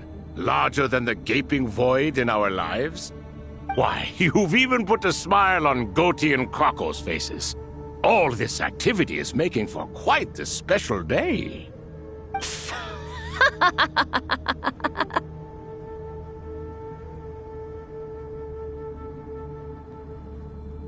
I know that laugh. Lilipar? What on earth are you doing here? Oh, this is hilarious. Turns out good things really do come to those who wait. As long as you stay alive long enough. When did you three get locked up in here? And still you act all high and mighty, putting on a show for the younglings. Truly hysterical. Why, you... No need to shout. You're right, Lilipar. Goatee, Croco, and I all have the same problem. But didn't King Deshret seal you away? How did you break free, and how did you get in here? Who knows? Perhaps you can ask my master one day, should you ever get the chance. Behold, the executioners of old. Some have turned into fragments residing in human bodies, and others are imprisoned eternally, leaving not a single shard behind. It's almost tragic, watching lowly prisoners like you act all self-important. Curiosity gnaws at you, doesn't it? Your interest in the outside world threatens to burst you at the seams. I'm starting to take a liking to this magic bottle lady. Time is of the essence. Let's get down to business. We come to you, O three ancient lords, to request your assistance on behalf of the Academia. If we can help you regain your freedom, then please consider lending us your aid. As for precisely what we need your help with, it's a long story. So, to demonstrate our sincerity, we are prepared to first resolve the problems that plague the three of you. All right, stop arguing, Croco. And Goatee, don't you start. What's the harm in letting her speak? It's not worth getting so angry about. Forget about her. The three questions are the crucial thing here. But do you really have a way to answer them? You once answered the final question, Nefer, but the seal did not open. Unless, with the passage of time, you have found a new answer? You could say so. When you first asked me what determines truth and falsehood, my answer was a liar's soul. Liars are the best at seeing through the falsehoods of the world. But if you want them to tell you the truth, you have to reach their soul. I think that makes sense. I found it quite compelling myself, and I told Nefer so. Unfortunately, it brought us no closer to liberation. Well, that's simply because it was my answer, not the one King Deshret was looking for. Can you guess which answer Al-Ahmar wanted then? Time. And that's not only the answer to the final question, it's the answer to all three of them. All things wax and wane with the passage of time. Love and hate eventually fade into nothing. Current affairs are always fraught with conflict and controversy. Only time can distinguish between right and wrong. You once described King Deshret as a proud man. I'd say that the prouder someone is, the more inclined they are to believe that only time is qualified to be their judge. Time. Well. Indeed. Perhaps in building Aru, our king was in fact attempting to reverse time, to bring love and hate, right and wrong, the rise and fall of all things back to their point of origin.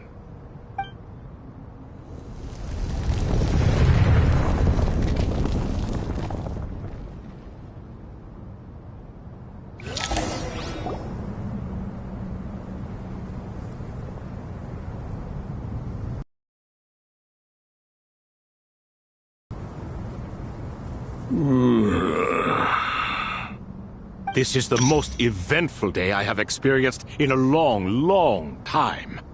You have my sincere gratitude.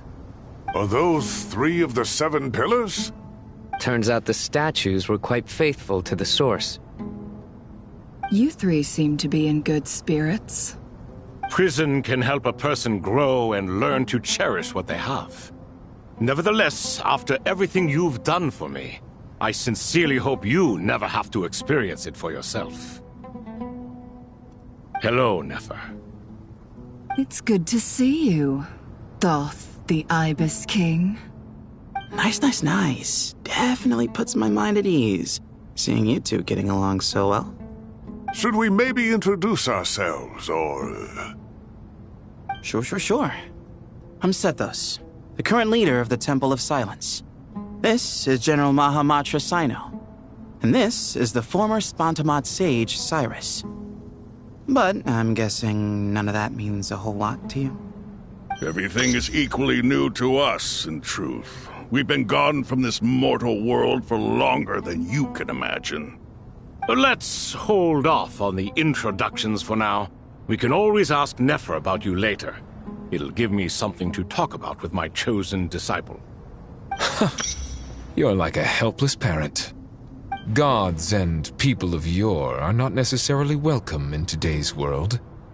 Self-awareness is one of my finest qualities. I thought I ought to share its fruits with you 2. Is that so? Well, I think we'll take it in stride, just as we did with the 3 questions. Let's not forget, it was my persistence that won you both your freedom. Fair point. I have to applaud your persistence. And I must praise you for your wisdom. Now, state your wishes, young ones. I'm sorry? Why, your tremendous accomplishments deserve a reward, do they not? You must let us do something for you in return. General Mahamatra, what do you think? I won't beat around the bush. Sumeru is facing a crisis the likes of which have never been seen before. And we need your help. Every calamity throughout the ages has been connected to us in one way or another, whether we were its cause or consequence. Whatever is wrong with Irminsul, it severely affected the Dendro Archon. She fell into a coma, and is currently receiving treatment from the Dendro Dragon. The Dendro Dragon? I'm sorry, the Dendro Dragon is helping to heal the Dendro Archon? Not a pep, surely. Not vicious, cruel a pep who possesses no virtues aside from her basic instincts. Ah, good heavens. Oh, I shudder to think what could have caused Lesser Lord Kusanali to suffer such a plight. Still, why would the Dendro Dragon lend you her aid? She has always held nothing but contempt for the Archons. I suppose she and Kusanali must have some history. You can help us make history, too. A smooth talker. Well said, lad. Currently, no one can connect to Irminsul. We hope that by opening up Aru and making some modifications to it, we can use its technology to our advantage. Unfortunately, Aru is an imperfect creation. King Deshret never managed to realize his full vision before his death. Much remains to be done if it is to be pitted against Irminsul itself. Besides, I hear your reasons, but to give Aru up over such would be... The archaeological records clearly indicate that although Aru's construction took a long time, it was not beyond human means to achieve. Modern technology should solve the efficiency issues. We have no choice but to go all in on this. This is by no means a threat. But the only reason we helped you escape from Aru was to gain the necessary leverage to negotiate with you. You asked us to state our wishes, and we have. Each one of us here needs your help, as do all the thousands of people living in Sumeru. They need you, and they need Aru. What do we think, my fellow old fogies? Shall we lend our support or not? Since you ask so nicely, naturally. Naturally what? Are you for or against? I simply mean we shall do what comes naturally. You claim that you wish to open Aru. Know you then that the golden slumber created by King Deshret is preserved within? We do. We understand the risks involved. In all likelihood, the mortal world will never again be able to replicate King Deshret's work. Never will there be another chance to come so close to creating a utopia.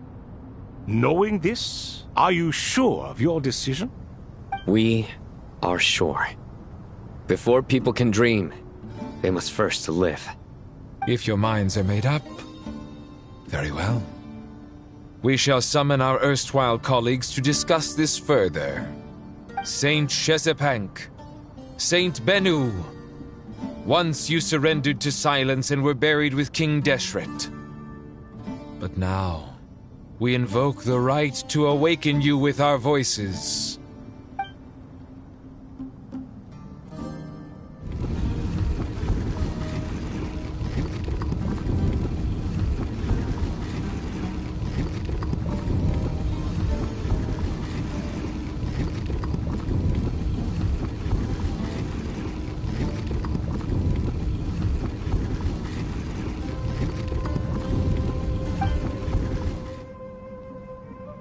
Saint Bennu, responding to your call.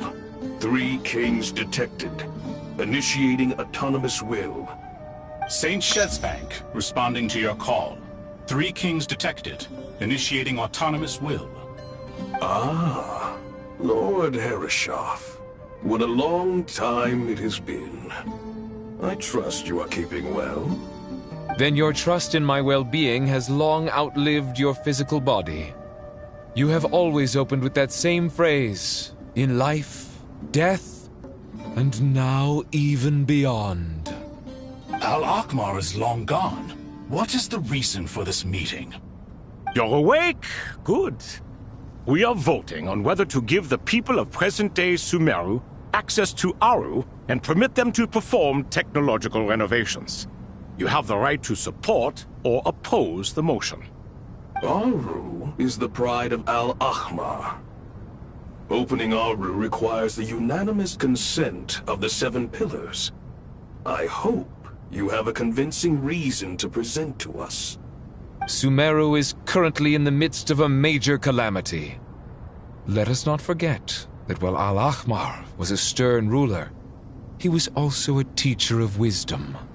A god without his people shall cease to exist, and King Deshret's greatest wish was to provide protection for his people. Let us then honor our God King's wishes as we consider our decision.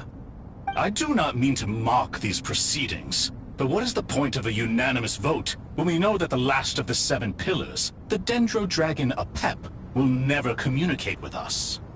This will no doubt surprise your mechanical mind, and I have no intention of trying to persuade you it is true. But Apep is, in fact, healing the Dendro Archon as we speak. Huh? Can someone attest to this? Do we have any proof? I ask the 3 kings. Can any of you vouch for the truth of this claim? Naturally, the Ibis King, Thoth. What? It was Thoth's disciples who revealed the truth to us. We need not debate its veracity. Simply let Thoth bear accountability. That way the rest of us may have a clear conscience. Herreshoff, you diabolical fiend! I awakened our former colleagues for you, supported your opinion, and backed your decision. What sort of fiend would do that? I miss the days when Hermanubis was still around. At times like this, he would offer to take accountability. What are you trying to say? Is my word worth less to you than Hermanubis's? Hypocrite though you are, Lord Thoth, you are humorous in equal measure. How could we bear not to associate with a character such as you?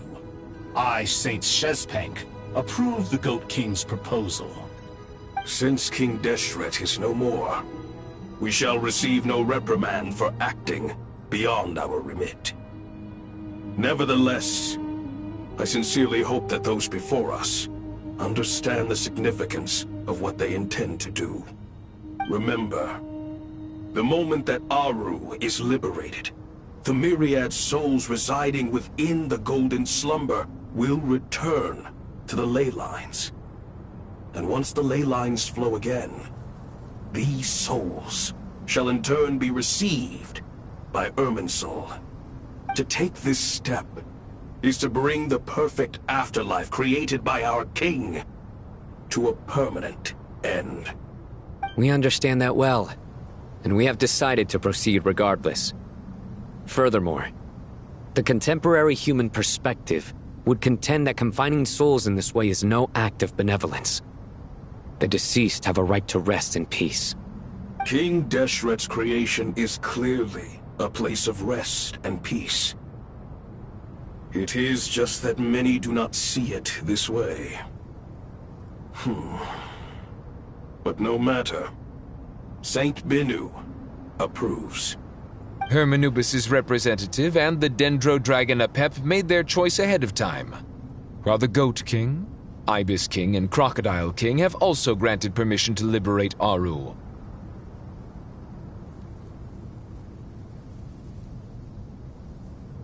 By the grace of His Majesty, guided by his wisdom and will, let the gates of Aru be reopened.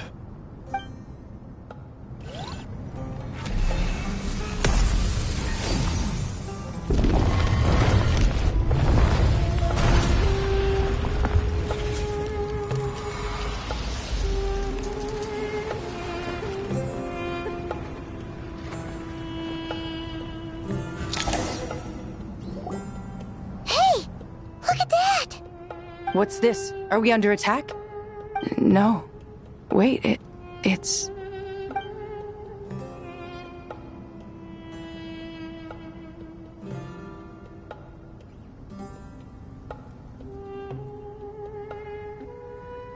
Here you are. Through the sands of time. I see you. Father. Father, is it really you? It's Jet's father, Jibriel! That's right! He entered the Golden Slumber, didn't he? I smell blood and sand on you. You've grown. Strong as a wild beast, and without shedding a tear. You have to leave, don't you? Please, just answer me this. What should I do for you? This meeting is a blessing from the gods. My soul, once imprisoned along with that of Samael, is finally free. I am truly grateful for the chance to see you again. That the dead should meet the living is itself a miracle. One brief, precious moment is enough. Enough to set my heart at ease. Do not weep for me, Jet. I know you will accomplish many great things in your life. You will go further and climb higher than I ever did. All I ask is that you take good care of yourself.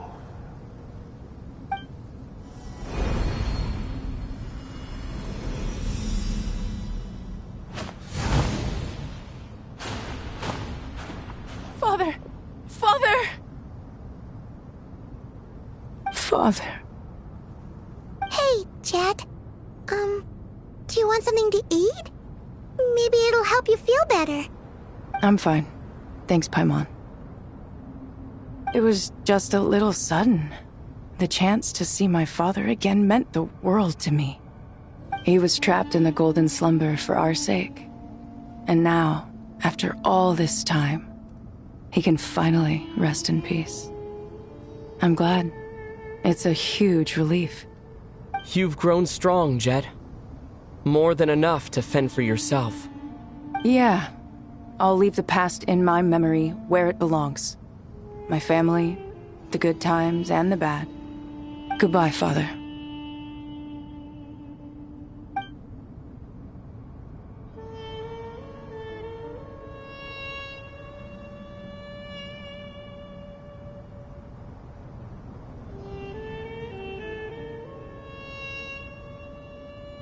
Ah, me, what a touching reunion that was.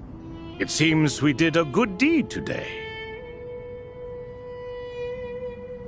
We three retainers, once imprisoned for our iniquity, are surely the least qualified to judge whether this deed is good or bad. Either way, Aru is open. Now you have your opportunity, and with it, whatever trouble may ensue. Although Aru was created by a god, human craftsmanship was nevertheless required to build the gate that connects it to this world. Perhaps the relationship between gods and humanity follows a similar principle. As for your proposed renovations, we cannot determine which functions to keep or discard. Proceed as you see fit, but please entrust the task to your most accomplished scholars, or Bennu will be most displeased. It matters not. The Ibis King shall be accountable if any problems arise. Ibis, you chose to take on disciples, and so it follows that you must accept the risks of associating with humans. If I'd known you'd be like this, I would have locked all of you away in Aru, never to leave again for all eternity. All of us? What does this have to do with me? Vilify me no further. Scholars, since you have liberated Aru, allow me to present you with a gift. Using Aru's power, we shall install a defense mechanism at our king's mausoleum.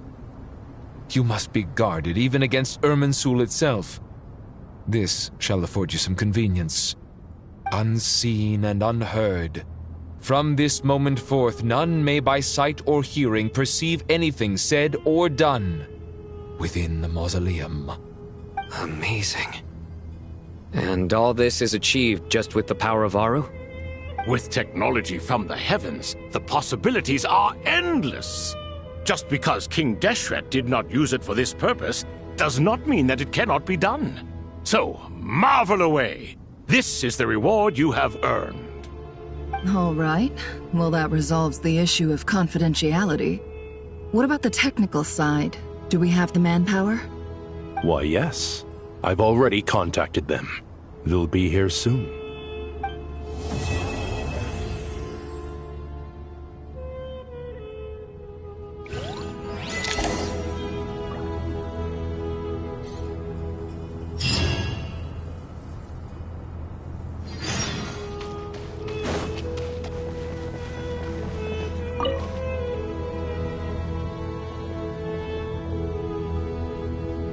You must be the ones tasked by the Academia with renovating Aru? That's right. Good afternoon. I'm Kaveh, and these two are Termezi and Naisaburi. Hey, I'll hate them! Come and introduce yourself! We've met before. This is Thoth, the Ibis King, and everyone knows these two. Afternoon, gentlemen. I've only ever seen these two in murals! Ah, the paintings in the temple. They show us chatting, playing cards, playing chess. Precisely the activities we most enjoy, funnily enough. No, only you enjoy playing chess. We were just humoring you. I wouldn't go that far. Back to the matter at hand.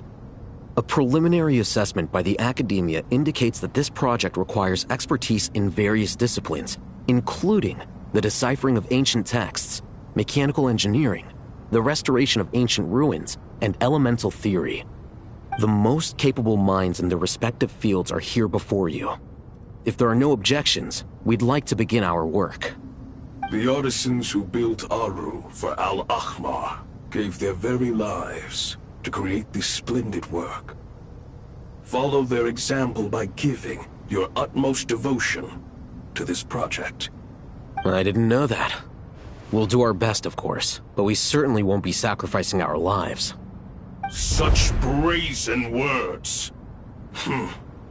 Humans these days are a far cry from their ancestors. What little respect you show for King Deshret. No, that's not what he meant. Please, don't mind him. He shares your sentiments, just not your, penchant for hyperbole. Assuming that's what you were going for? I just think it's important to manage expectations. Forgive my lack of courtesy. But we simply can't sacrifice our lives to the gods on completion of the project like people in the legends of old. Here's a first draft of the project proposal for your perusal. Please let us know if you have any requests. Normally, I'd have made it look a lot more visually appealing, but we were really pressed for time on this occasion. I hope you'll forgive me if it's a little rough around the edges. Naturally, naturally. If my fellow ministers deem this meager display of respect sufficient, I suppose I can consider agreeing to their proposal. Why are you so preoccupied with the ostentatious displays of respect to Al-Ahmar? We should be trying to make things easy for them. You never know. We might have to rely on these young people to look after us in our old age. Exactly. This is Aru's mainframe. Be reminded to use it with great caution. We certainly will. Thank you for your assistance. You may attempt to lay out punishment should you so desire, though I'm afraid it would be futile. You and I both know that certain components of Aru can only be operated by humans. King Deshret always believed in humanity. Still, the reason that Aru's modules are designed that way is not so much because he trusted them, but more because he was wary of you. Is that true? No wonder human artisans helped to build Aru then. He actually required human assistance to create his greatest work. Naturally. Have you noticed that the Goat King keeps giving superficial responses? It's like he's just going through the motions and leaving the real debate to his colleagues. He understands the art of perfunctory speech. That's what earned him his position as the Minister of Ministers. It seems the rumors about King Deshret being a poor judge of character are baseless after all. Excuse me for being blunt, but it sounds suspiciously like you're putting yourself on a pedestal and mocking me. You're mistaken. And while there's nothing strictly wrong with making every conversation about yourself, it's not exactly a positive tendency either. You? Whatever. I knew it'd be like this working with you. All right, let me past. I need to look at this console. It's your job to activate it after all. Let's begin. Everyone, please proceed with the external checks and preparations as per the procedures outlined in the engineering plan.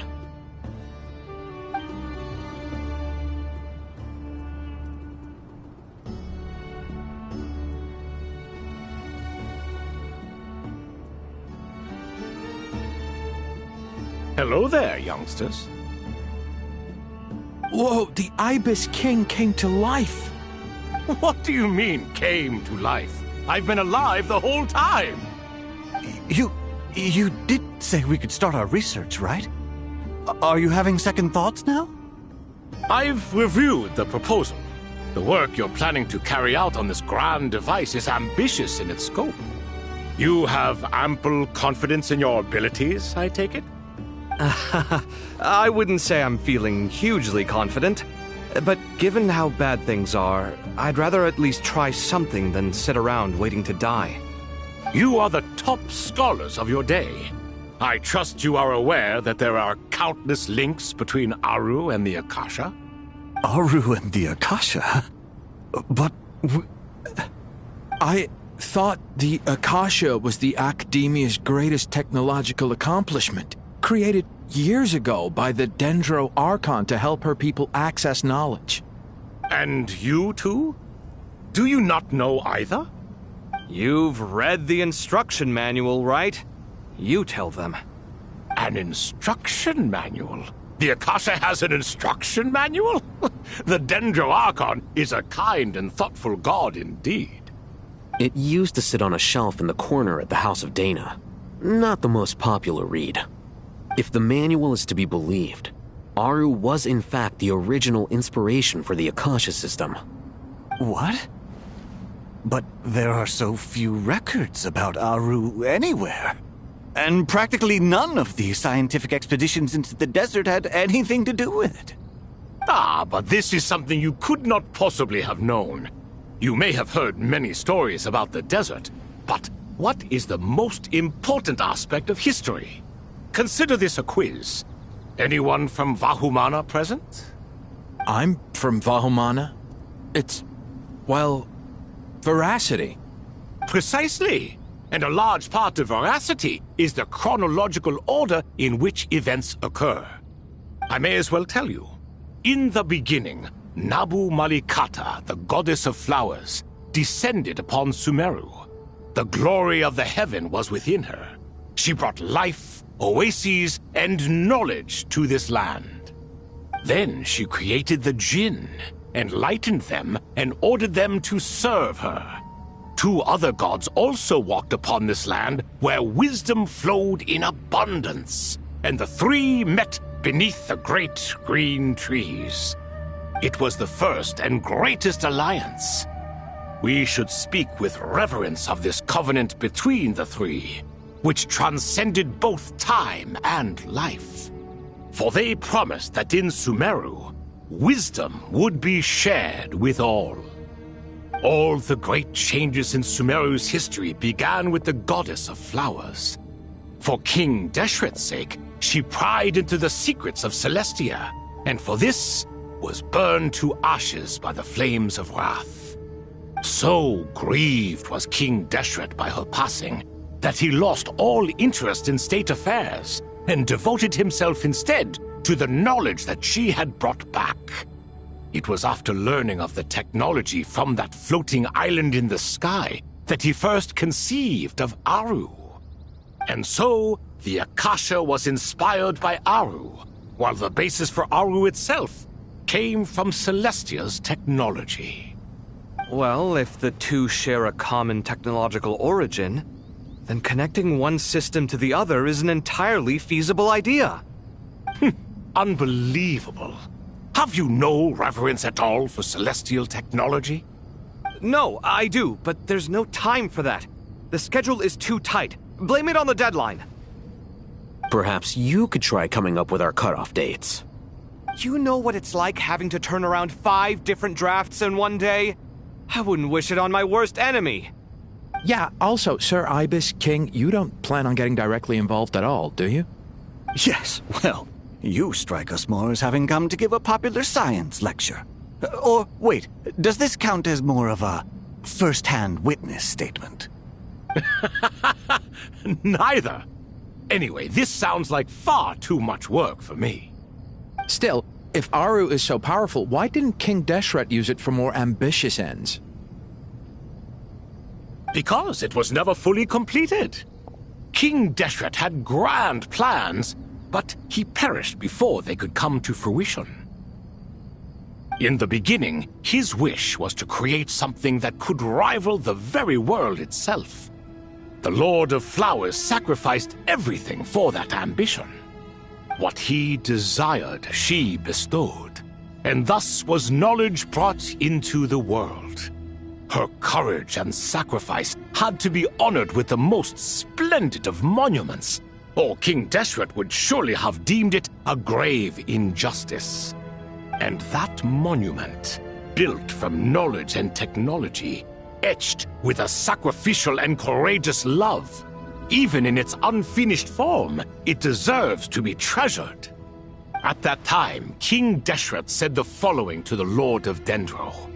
Since we share an eternal covenant, I shall never be your enemy. Hence, the fruit of wisdom from the heavens is not to be devoured.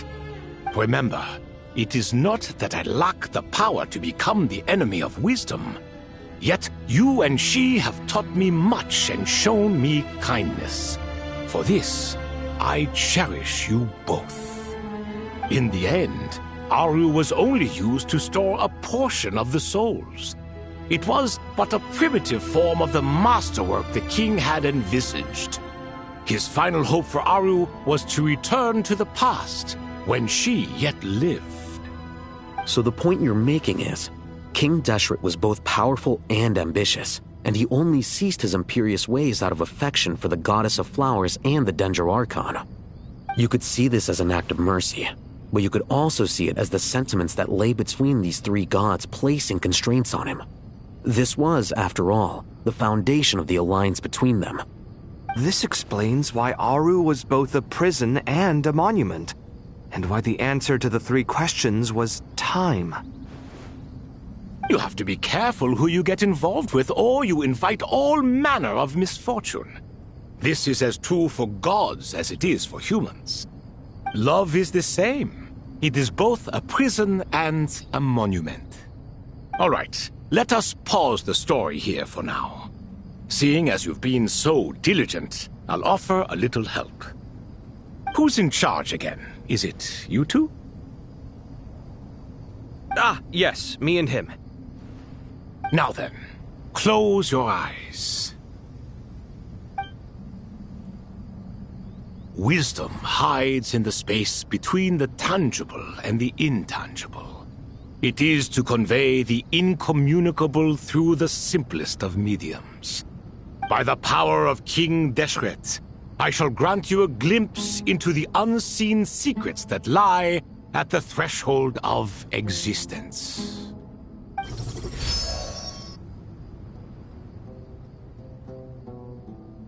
Where did this come from? Is it a new mechanism? It looks more like some form of externalized information. You've rendered it visible? Just as the Akasha allows you to access a greater range of knowledge, the power of our king permits one to perceive ingenuities that do not belong to this world. This is no ordinary mechanism. It reflects the internal structure of Aru. Whether you choose to increase or decrease, keep or discard. Come, use these to achieve the outcome you desire. Looks mechanical to me. Better let me handle it, just in case. But wait, how do I get up there? Turn around. So that's where the elevator is!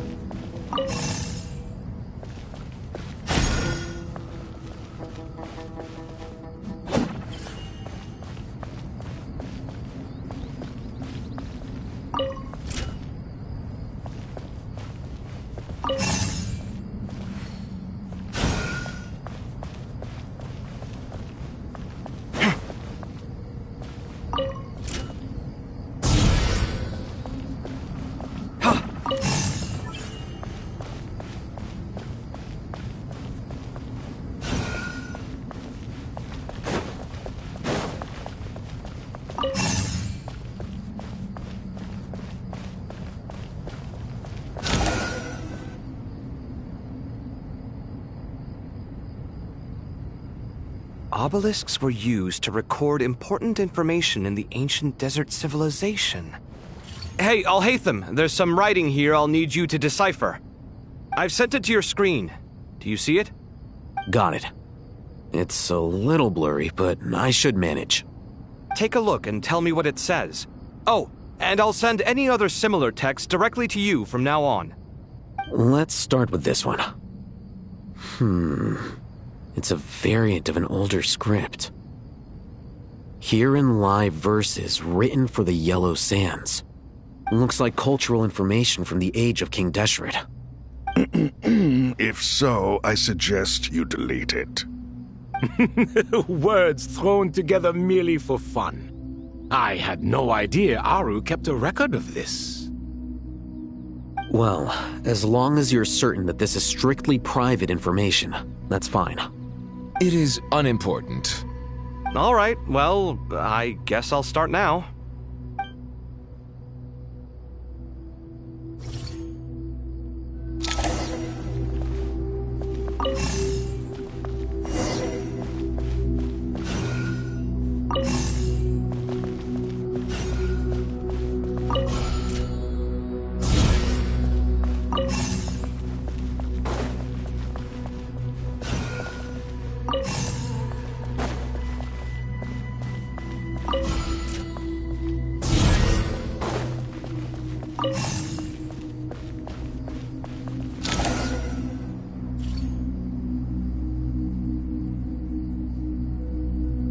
Found some more. Sending them over to you now.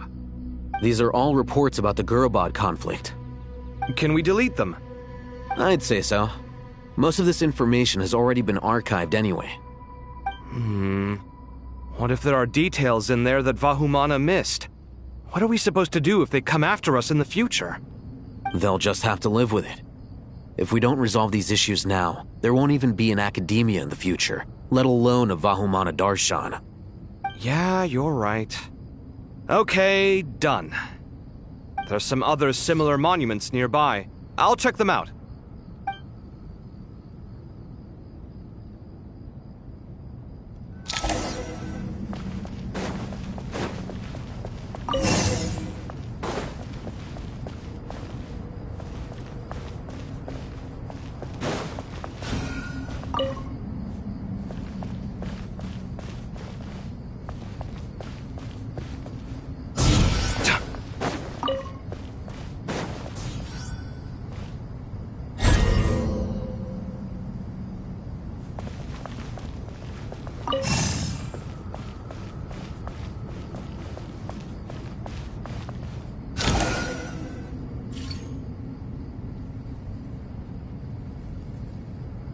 Another monument. Hold on.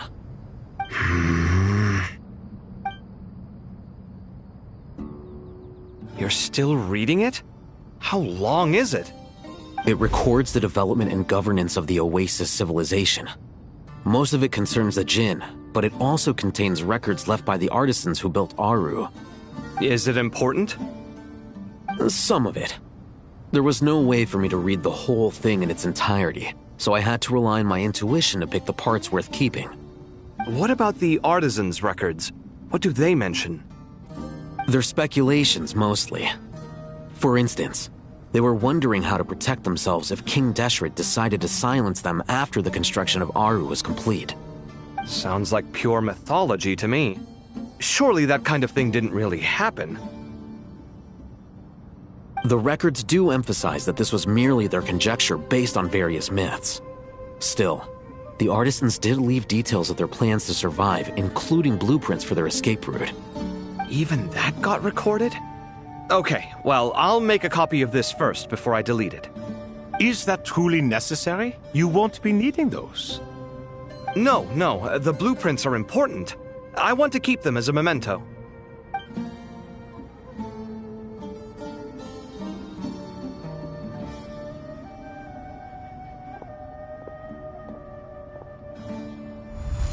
I think that should just about do it. It meets the requirements of the contingency plans, so we should be good. I gotta say, it's the strangest feeling, this cross between reality and the intangible. It's like drifting between life and death, or in and out of a dream, using my own hands to manipulate illusions that are forever out of reach. Chasing dreams in the most literal sense. Definitely a novel experience. What happens if my spirit just floats away? That won't happen. Anyway, I wouldn't celebrate just yet if I were you. There's likely to be a phase 2 of this project. All right. I'd better keep my wits about me then.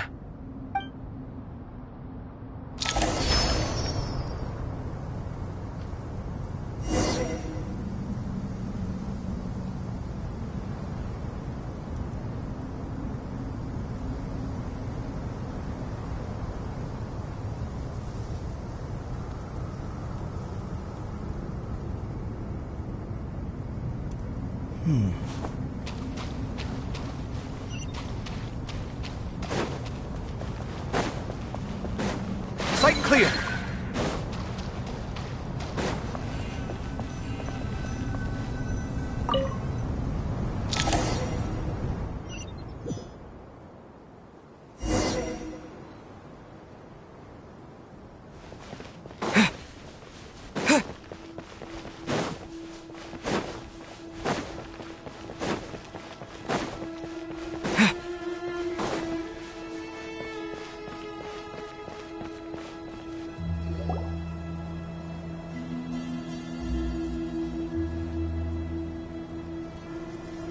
Traveler from afar, do you worry for the fate of Sumeru as well? Whoa! It's Sobek the Crocodile King! Greetings, Crocodile King. Please be at ease. I'm just here to chat with you about Lesser Lord Kusanali. Sounds like you really care about her. Yes, although to be exact, it is a mixture of both concern and curiosity that I feel. Speaking of Nahida, Paimon was wondering how she's doing. Wait a moment. What is it? I tried calling out to Apep, but there was no response. This can only mean that she is focusing all her energy on taking care of Lesser Lord Kusanali. All the gods who served King Deshret seemed super surprised to hear that Apep agreed to help Nahida. Guessing she made a bad impression on you or something. Are you aware of the history between her and our king? The story begins a long time ago. Al-Ahmar was always a wishful thinker where the Dendro dragon was concerned. Without consulting her, he decided to list her among the 7 pillars and declared his own power to be far superior to hers. That was when our king was at the height of his power. Ibis Goti and I were no match for him, and so we chose to submit and serve as his ministers. But not Apep. No, she never thought much of him. To Apep, Al-Ahmar's pride and sense of superiority were nothing but ignorance and hubris. In fact, they fought numerous times, but usually the battle ended in a draw. In the end, King Deshret coveted the power of Celestia, only to end up corrupted by knowledge. His final act was to trick the dragon into swallowing him whole, leaving her to bear the torment of his sins.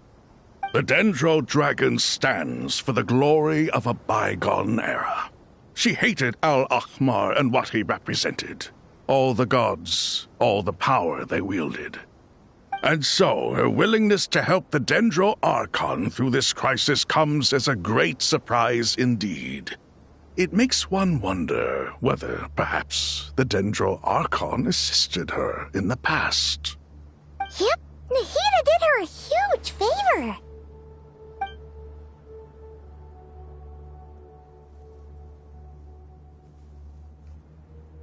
So Lesser Lord Kusanali put an end to the Dendro Dragon's many long years of torment. As much as she loathes the 7, Apep knows kindness when she sees it. No wonder she was willing to make an exception. Yeah, that's the sense we got from dealing with her, too.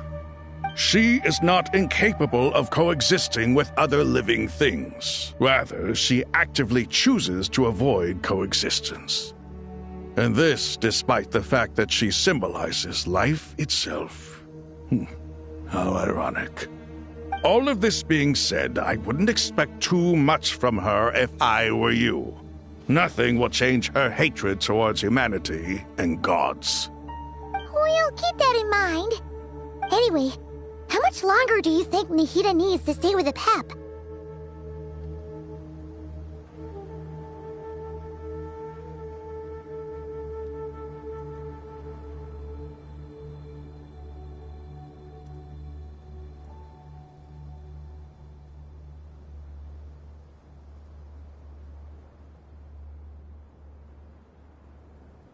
For all we know, the Fatui might still be in the desert.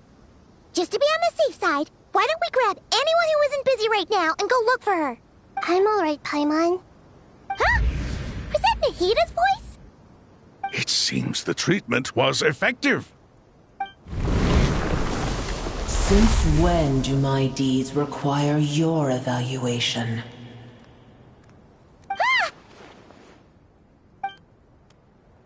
Here will do just fine. I had no intention of taking you any further. One ought not expect greater generosity than they have earned. You always hide your kindness away like an oasis within a sandstorm. Only those who make it through the swirling winds can know just how beautiful that oasis is, and how much hope it brings. You dare appraise my... No, I'm expressing my gratitude. I want to thank you for sharing your precious life force with me.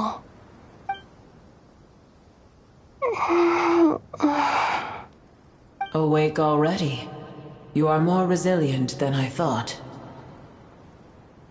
Pep. I feel much better. Thank you. Gods and their gratitude mean little to me. I would rather you give me your assurance that the situation with Irminsul and Sumeru's ley lines will be competently managed. If I suffer any ill effects from the ley lines, you, as the god of this land, will be held responsible. And you would not enjoy being held to account by me. I understand what you require, but I would assume this task even if you did not demand it. Sumeru is my responsibility. I must resume my duties as soon as possible. A farcical notion. God of Sumeru, I hope you realize how unextraordinary your strength is. And yet, maybe it is precisely what defines me. A god of wisdom is not meant to rule by force. Then hold steady. We go forth. Well, I'll be. Is that a pep? Do my eyes deceive me? Of all places, the Dendro Dragon has decided to visit the mausoleum of King Deshret? I see that after all this time, El Ahmar's menagerie of ministers remain as vile as ever. It's a pleasure, Dendro Dragon. Had you arrived but a little sooner, you might have attended a meeting of the Seven Pillars. What a nauseating thought. You are not the first insects I have had the displeasure of dealing with today. A swarm of them tugged on my tail on my way over. Goodness knows what hovels they crawled from. Why do all the creatures of this world remain so lowly after all this time? What did you do with them? I cast them away. What would you have me do? Keep them as trinkets? Boer, this is where we shall part ways. To be clear, I do not wish to see you or anyone else here ever again, unless absolutely necessary. Then I wish you peace as you return to your dwelling place.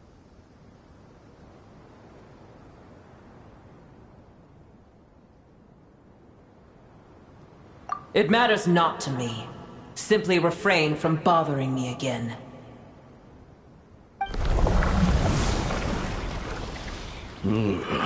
A force to be reckoned with.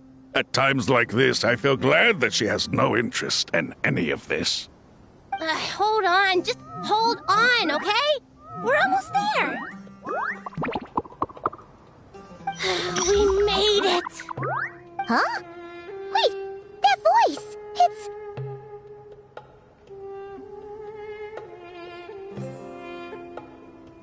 Uh-oh, I'm gonna fall!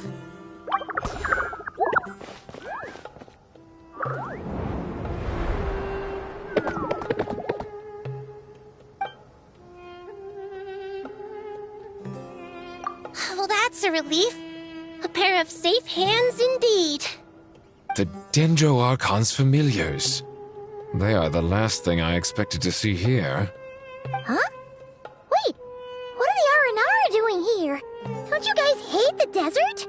Obviously I was worried about the Dendro Archon. I've been supporting them with my Pari powers the whole way here. Oh, they seem pretty nervous.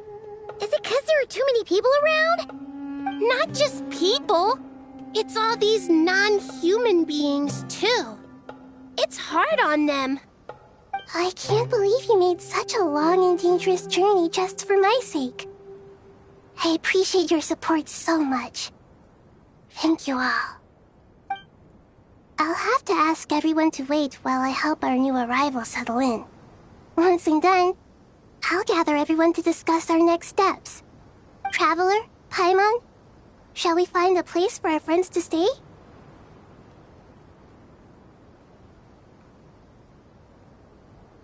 Awesome! Let's go! Well, first I have some questions.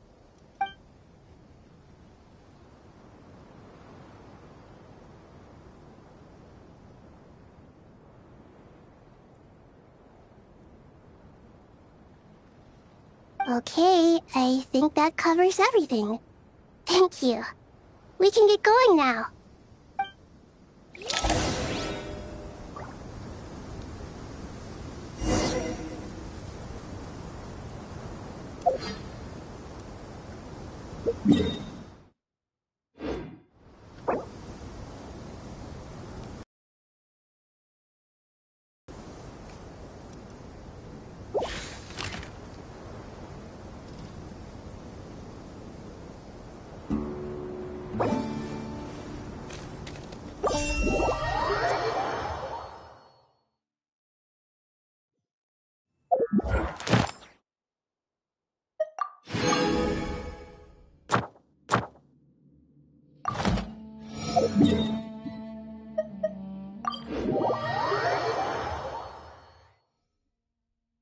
They say there's nothing new under the sun, but somehow a picnic in the warm sun... Add Astro... Thank you for Add Astro...